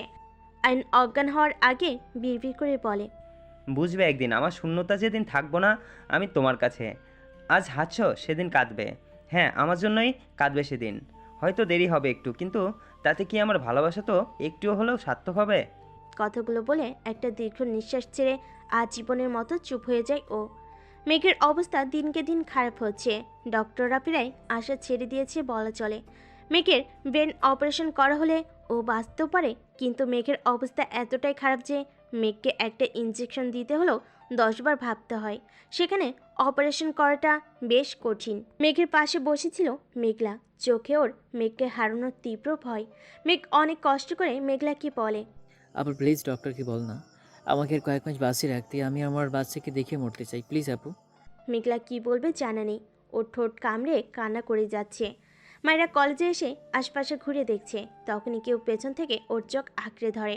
মায়েরা হকচুকি ওঠে, কিন্তু পরক্ষণেই ও মুচকি হাসি দিয়ে বলে, আয়না তুই? আয়না মায়েরার চোখ বেঁধে ওর সামনে এসে মন খারাপ করে দাঁড়ায়। আয়না বলে, প্রত্যেকবার কিভাবে বুঝে যাস এটা আমি? সোলমেট যে।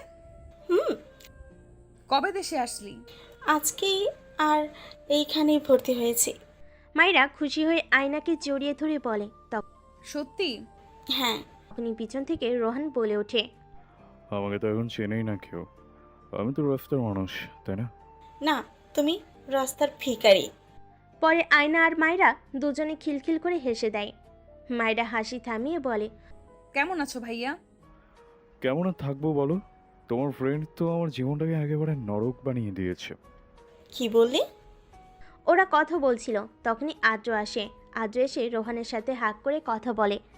মায়েরা আদ্রকে দেখে কিছুটা চমকে যায়, আর আদ্র মায়ের দিকে তাকিয়ে রহস্যময় বাঁকা হাসি দেয়। এদিকে জানতে পারে আয়নের অবস্থা খারাপ। ওরা দৌড়ে হাসপাতালে যায়। আয়নের হাত ধরে একাধারে কেঁদে যাচ্ছে মায়েরা। অতিরিক্ত কাদার ফলে চোখগুলো রক্তিম বর্ণ ধারণ করেছে মায়েরার। আদ্র বিরক্তি নিয়ে তাকিয়ে আছে মায়েরার দিকে। ওর মতে ডাক্তার তো বলেছে যে আয়ন ঠিক হয়ে যাবে, তারপরও এত কাদার কারণ খুঁজে পাচ্ছে না আদ্র। আদ্র মায়ের কাছে এসে বলে, মায়েরা কান্না বন্ধ করো, ডাক্তার তো বলেছেই আয়ান ঠিক হয়ে যাবে, তারপর এত কান্না করার কি আছে? মায়েরা আমি তোকে থামতে বলেছি। মায়েরা কান্না না থামিয়ে নিজের মতো করে কেঁদে যাচ্ছে। আদ্র রেগে মায়ের হাত ধরে টান দিয়ে কেবিন থেকে বাহিরে নিয়ে যায়। বাইরে আসা মাত্রই দেখে ওদের বাড়ির সবাই উপস্থিত হয়ে দৌড়ে আসছে। আদ্র ওনাদের দিকে তাকিয়ে বলেন, ভিতরে যান, আমি আসছি। বলে মায়েরাকে টানতে টানতে নিয়ে যায়। মায়েরা কিছু বলতেও পারছে না। ও এখনও আয়নের অ্যাক্সিডেন্টের শক কাটিয়ে উঠতে পারেনি। আদ্র আর মায়েরার দিকে অবাক চোখে তাকিয়ে আছে মায়েরার বাবা। তিনি বললেন, আদ্র, মায়ারাকে এভাবে টেনে নিয়ে কই যাও? আরে চাচু, ওইটা ওদের ব্যাপার, ওদের উপরেই ছেড়ে দাও। ওদের ব্যাপার মানে? চাচু ছাড়ো তো, এখন আয়ানকে দেখতে চলো। আজিতা মায়রার ভুংভাং বুঝিয়ে আয়নাকে দেখতে নিয়ে যায়। আয়নের মাথার ক্ষত অতটা গভীর নয়, তাই ও এ যাত্রায় বেঁচে যায়। আপাতত ওকে অজ্ঞান করে রাখা হয়েছে। আদ্র মায়রাকে হসপিটালের ছাদে নিয়ে এসে রেলিংয়ের সাথে চেপে ধরে। আদ্র রাগান্বিত দৃষ্টি নিক্ষেপ করে আছে মায়রার দিকে, কিন্তু আজ কেন যেন মায়রার এই দৃষ্টিটাকে ভয় পাচ্ছে না। নিজের ভাইয়ের চিন্তায় বিভোর ও। আদ্র মায়রাকে ক্রোধান্বিত স্বরে ধমক দিয়ে বলে, প্রবলেম কি তোর? কান্না থামাতে বলেছি শুনিস না? কথার অবাধ্য হতে বেশ ভালো লাগে না তোর? আদ্রর ক্রোধান্বিত স্বর শুনে মায়রাকে কাঁপাতে বাধ্য করে। ও এতক্ষণ মাথা নিচু করেছিল, এবার ধীরে ধীরে মাথা উঁচু করে আদ্রর দিকে অশ্রুসিক্ত নয়নে তাকায়। মায়ের এমন দৃষ্টিতে আদ্রর বুকে ঝড় বয়ে যায়। মায়ের গাল, ঠোঁট সহ পুরো মুখ লাল গোলাপি বর্ণ ধারণ করেছে। আদ্র এক দৃষ্টিতে মায়ের ঠোঁটের দিকে নেশাক্তভাবে তাকিয়ে আছে। বেশ টানছে ওকে মায়ের গোলাপি ঠোঁট জোড়া।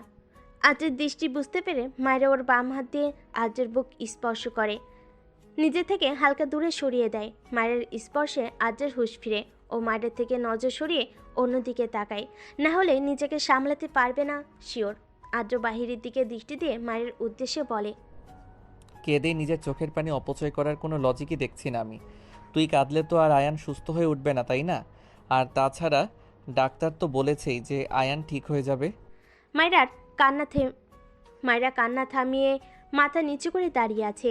মায়েরার কান্নার কারণ আর না, শুধু অন্য কারণ আছে, তা তো আর আদ্র জানে না।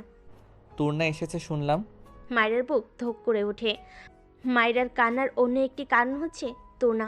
আজ দুপুরের দিকেই তোনার ফ্যামিলি দেশে এসেছে। খবরটা জানা মাত্রই মায়ের মন ছটফট করতে থাকে। মায়েরা কাঁপা কাঁপা কণ্ঠে বলে, আদ্র বাইরে থেকে দৃষ্টি সরিয়ে মায়ের দিকে তাকায়। বুড়ি চুকুল কুচকাই তো আদ্রের। অন্ধকারে মায়ের স্পষ্ট আদ্রের মুখের বিরক্তি ছাপ বুঝতে পারছে, কিন্তু কারণটা জানে নেই। মায়েরা মনে মনে নিজেকে প্রশ্ন করে, তুর্নার কথাতে আদ্র ভাইয়া বিরক্ত কেন হলো? প্রচুর জ্বালায় মেয়েটা। ওইটা মেয়ে নাকি সুপার গ্লু কে জানে, সবসময় আঠার মতো চিপকে থাকে, বিরক্তিকর একটা। আদ্রের কথায় মায়েরা হাসে, মন খুলে হাসে। আদ্রের কথায় যতটা মজা পেয়েছে তার থেকে বেশি খুশি হয়েছে এই ভেবে যে আদ্র ভাইয়াও তাহলে মায়েরাকে ভালোবাসে না। শত কষ্ট মাঝেও একটু হলেও শান্তি অনুভব করে মায়েরা, কিন্তু এই শান্তিটুকু হয়তো বেশক্ষণ টিকবে না ওর কপালে। মায়েরার হাসির দিকে মুগ্ধ দৃষ্টিতে চেয়ে আছে আদ্র। চোখের পলক পড়ছেই না ওর। চোখের পলক পড়লে যেন মায়েরা হারিয়ে যাবে, তার ভয়ে চোখের পলকই ফেলছে না ও। আদ্রের উইকনেস হচ্ছে মায়েরার হাসি। মায়েরা যদি মুচকি হেসে ওর কাছে কোনো আবদার করে, তাহলে সেটা ফেরানোর সাধ্য আদ্র নেই।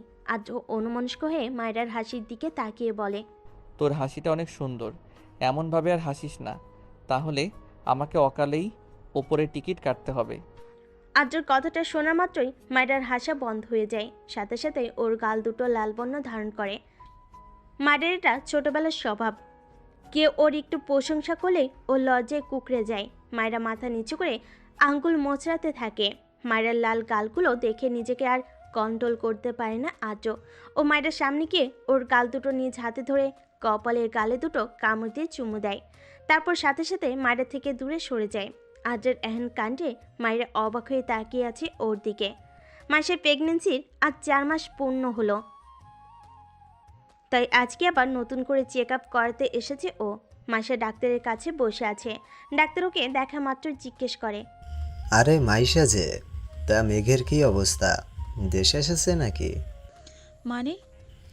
মেঘের তো ব্রেন টিউমার ছিল, আমার কাছেই চিকিৎসা করে আসছিল, কিন্তু ওর অবস্থা বেশ খারাপ ছিল, তাই বিদেশে নিতে বলেছিলাম। ডাক্তারের কথা শুনে অজ্ঞান হয়ে যায় মাইশা। এদিকে হসপিটালের ছাদে চুপচাপ দাঁড়িয়ে আছে মায়েরা। আদ্র ফোনে কথা বলাই ব্যস্ত। মায়েরা রেলিং ধরে দাঁড়িয়ে ঢাকার ব্যস্ত নগরী দেখছে।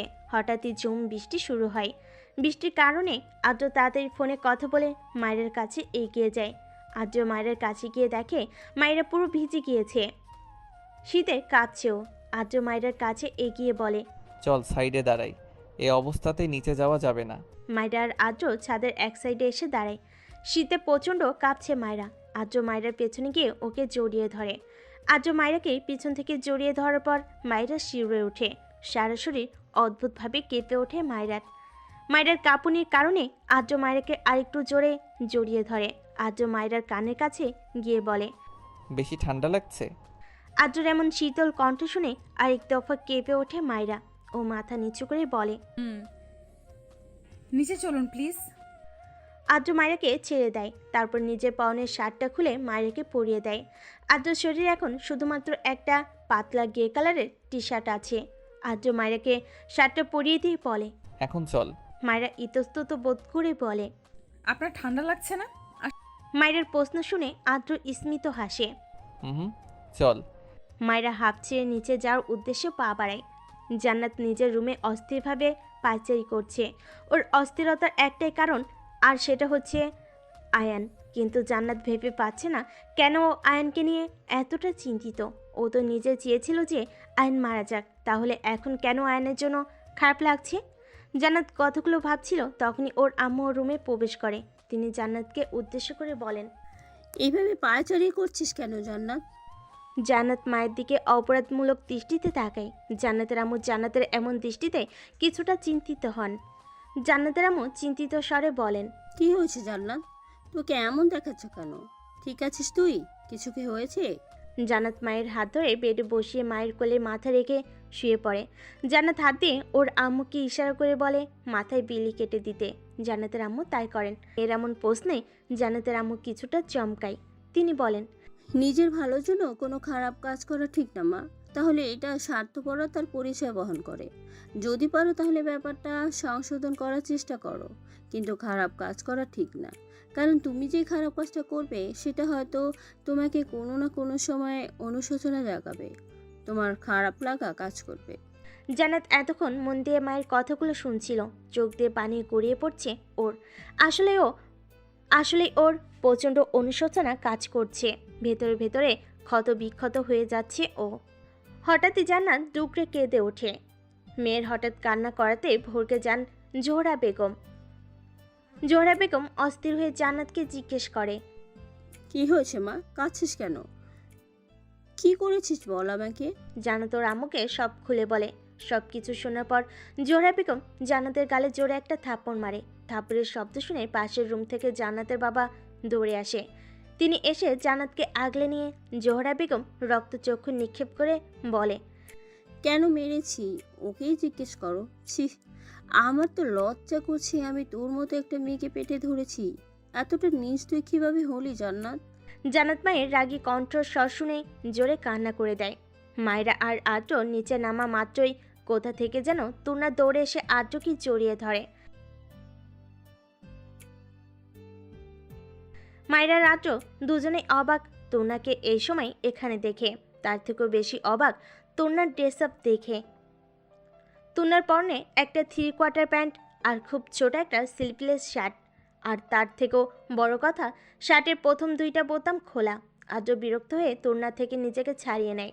আদ্র তুর্নাকে একটা ধমক দিয়ে বলে, এসব কি তোর না? পাবলিক প্লেসে এভাবে জড়িয়ে ধরছিস কেন মাথায়? আদ্র সম্পূর্ণ কথা শেষ করার আগেই তুর্নার ড্রেস আপ দেখে লজ্জায় মাথা নামিয়ে নেয়। আদ্রর রাগও লাগছে বেশ, কিন্তু হসপিটালে সিনক্রিয়েট করা ঠিক হবে না ভেবে চুপ করে আছে। তুর্না ঢং করে বলে,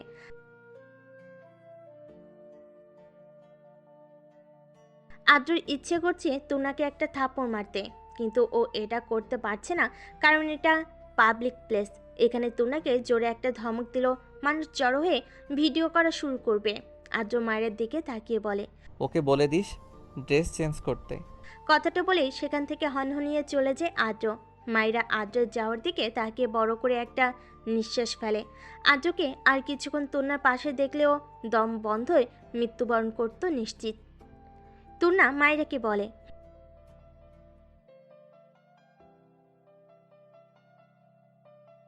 মায়েরা হাসলো, মনে মনে হাসলো ও, কারণ তুন্নার সামনে হাসলে নিশ্চিত মেয়েটা ওর 12টা বাজাবে। তুনা মায়ের দিকে ভুরু কুচকে তাকায় ও বলে, তুন্নার প্রশ্ন শুনে মায়েরা থতমত খেয়ে যায়। মায়েরা চোখ বন্ধ করে নিজেকে সামলে বলে, আসলে বাহিরে বৃষ্টি হচ্ছিল, তখন আমি পুরো ভিজে গেছিলাম তাই।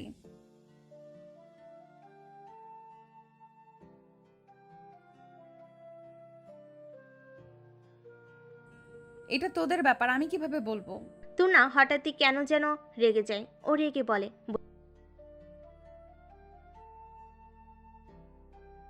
টানতে আদ্র শার্টটা মায়ের থেকে নিতে যাবে, তখনই আদ্র এসে তুনার হাত ধরে। আদ্র তুনার দিকে চোখ গরম করে তাকিয়ে বলে, ডোন্ট ডু দিস।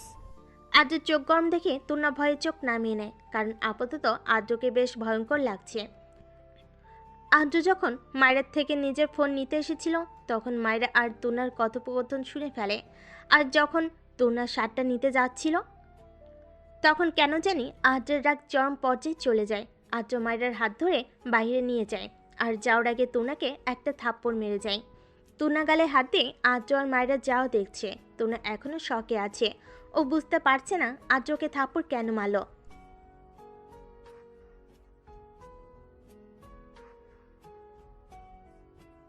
আদ্র গাড়িতে বসে জোরে জোরে শ্বাস নিচ্ছে। বেশ রাগ লাগছে ওর তুনার উপর। ইচ্ছে করছে তুনাকে মেরে ফেলতে। মায়ের আদ্র দিকে তাকিয়ে দেখে আদ্রর চোখগুলো বেশ লাল হয়ে আছে, যেন এখনই রক্ত পড়া শুরু করবে। মায়েরা চিন্তিত হয়ে আদ্রকে জিজ্ঞেস করে, আপনি ঠিক আছেন? না। কেন? আদ্র মায়ের কাছে একটু এগিয়ে এসে বলে, তোর জন্য। আমার জন্য মানে? তুন্না যখন তোর থেকে শার্ট নিচ্ছিল তখন কোনো প্রতিবাদ করলি না কেন? সেই অধিকার আমার নাই। তুর্নার অধিকার ছিল, তাইও নিয়েছে। অধিকার? এর কথাই কিছুটা অবাক হয় আদ্র। ও ভুরু কুচকে বলে, মানে? বাসার কারো থেকে জেনে নেবেন। কথাটা বলার পরই গাড়ি থেকে নেমে একটা রিক্সা ঠিক করে চলে যায় মায়েরা। মায়ের চোখে পানি স্পষ্ট, যা আদ্রের চোখ এড়ায়নি। আদ্র বেশ অবাক, কি এমন অধিকারে কথা বললো মায়েরা, তা ভাবতে ভাবতে শেষ আদ্র। মায়েরা রিক্সায় বসে একাধারে কেঁদে যাচ্ছে। কেন কাঁদছে তার কারণ জানা নেই ওর, কিন্তু আপাতত ওর কান্না করলে মন শান্তি হবে না, এটা শিওর। হঠাৎ মায়ের ফোনে কল আসে। মায়ের ফোন রিসিভ করে। ফোনের ওপাশ থেকে মায়ের আম্মু মায়েরাকে বলে, মায়েরা, কই তুই? আম্মু, আমি বাসায় চলে এসেছি। ও আচ্ছা, আমরাও একটু পর আসছি আয়ানকে নিয়ে। মায়েরা জলদি করে ফোন কেটে দেয়। আদ্র পুলিশ স্টেশনে পৌঁছে চুপচাপ মনমরা হয়ে বসে আছে। তখনই রোহিত এসে আদ্রকে বলে, ভালোবাসিস যখন ফ্যামিলিকে জানাচ্ছিস না কেন? আদ্র ভুরু কুচকাই রোহিতের কথায়। ও বলে, মানেটা সিম্পল, তুই তোর ভালোবাসার কথা মায়েরাকে বল, দেখ ও অ্যাকসেপ্ট করে কিনা। আর না করলে তুই আর ওকে ছাড়বি না, সোজা জোর করে বিয়ে করে ফেললেই তো হয়। রোহিতের কথা শুনে বেশ কিছুক্ষণ চুপ করে থাকে ও।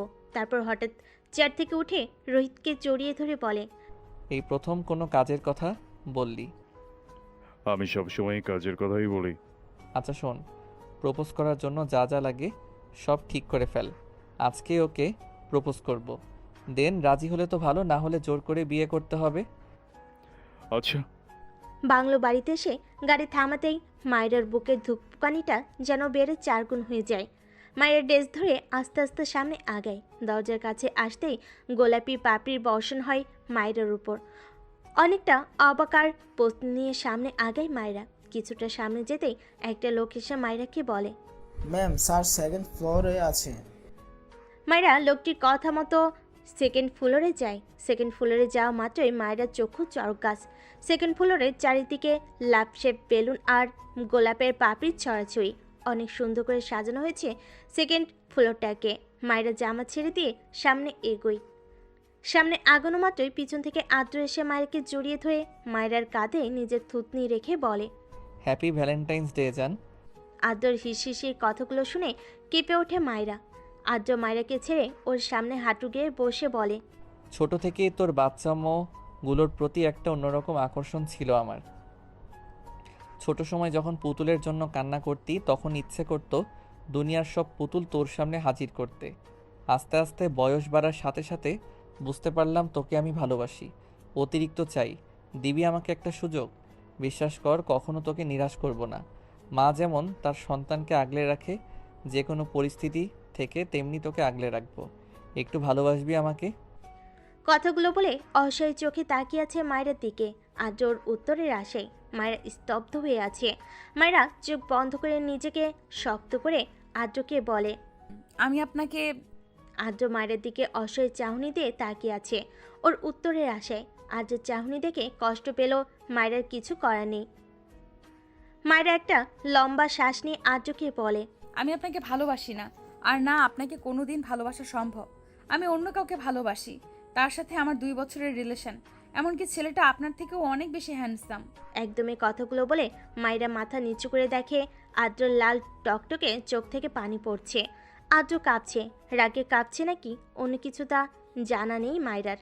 মায়রার ভয় হচ্ছে খুব। মায়রা আস্তে আস্তে পিছিয়ে যেতে থাকে। তখনই আদ্র উঠে এসে মায়রার হাত অনেক শক্ত করে ধরে, এতটাই শক্ত করে ধরেছে হাত এখনো ভাঙেনি, এটাই অনেক। আদ্র কর্কশ কণ্ঠে বলে, আমি জীবিত থাকতে অন্য ছেলের সাথে রিলেশন করিস? সাহস তো কম না তোর। ইচ্ছে করছে তোকে এখনই জ্যান্ত পুঁতে ফেলি। তো করুন, মানা করেছে কে? তোকে মেরে ফেললে আমার প্রতিশোধ কিভাবে পূরণ হবে? মায়েরা অনেকটা অবাক হয় আদ্রের কথায়। মায়েরা নিজের কণ্ঠে অবাক সুর টেনে বলে, প্রতিশোধ? কিসের প্রতিশোধ? বাহ, আমাকে কষ্ট দিলি, তার শাস্তি তোকে না দেই কিভাবে?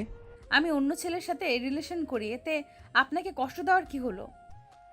আদ্রের কপালের রগ ফুটে ওঠে মায়ের কথা শুনে। আরও বেশি হিংস্র হয় আদ্র। ও বলে, রিলেশন করিস 2 বছর, কিন্তু আমি তোকে ভালোবাসি আরও অনেক বছর ধরে, এবং সেটা তুই জানিস, এবং জেনে শুনে তুই অন্য একটা ছেলের সাথে রিলেশনে গেছিস। তাহলে এটাকে ধোঁকা বলে না তো কি বলে? আমি আমার মতো চলবো, তাতে আপনার কি? কারণ তুই আমার, শুধু আমার। Got it? আদ্র মায়ের হাত ধরে টেনে নিচে নিয়ে যেতে থাকে।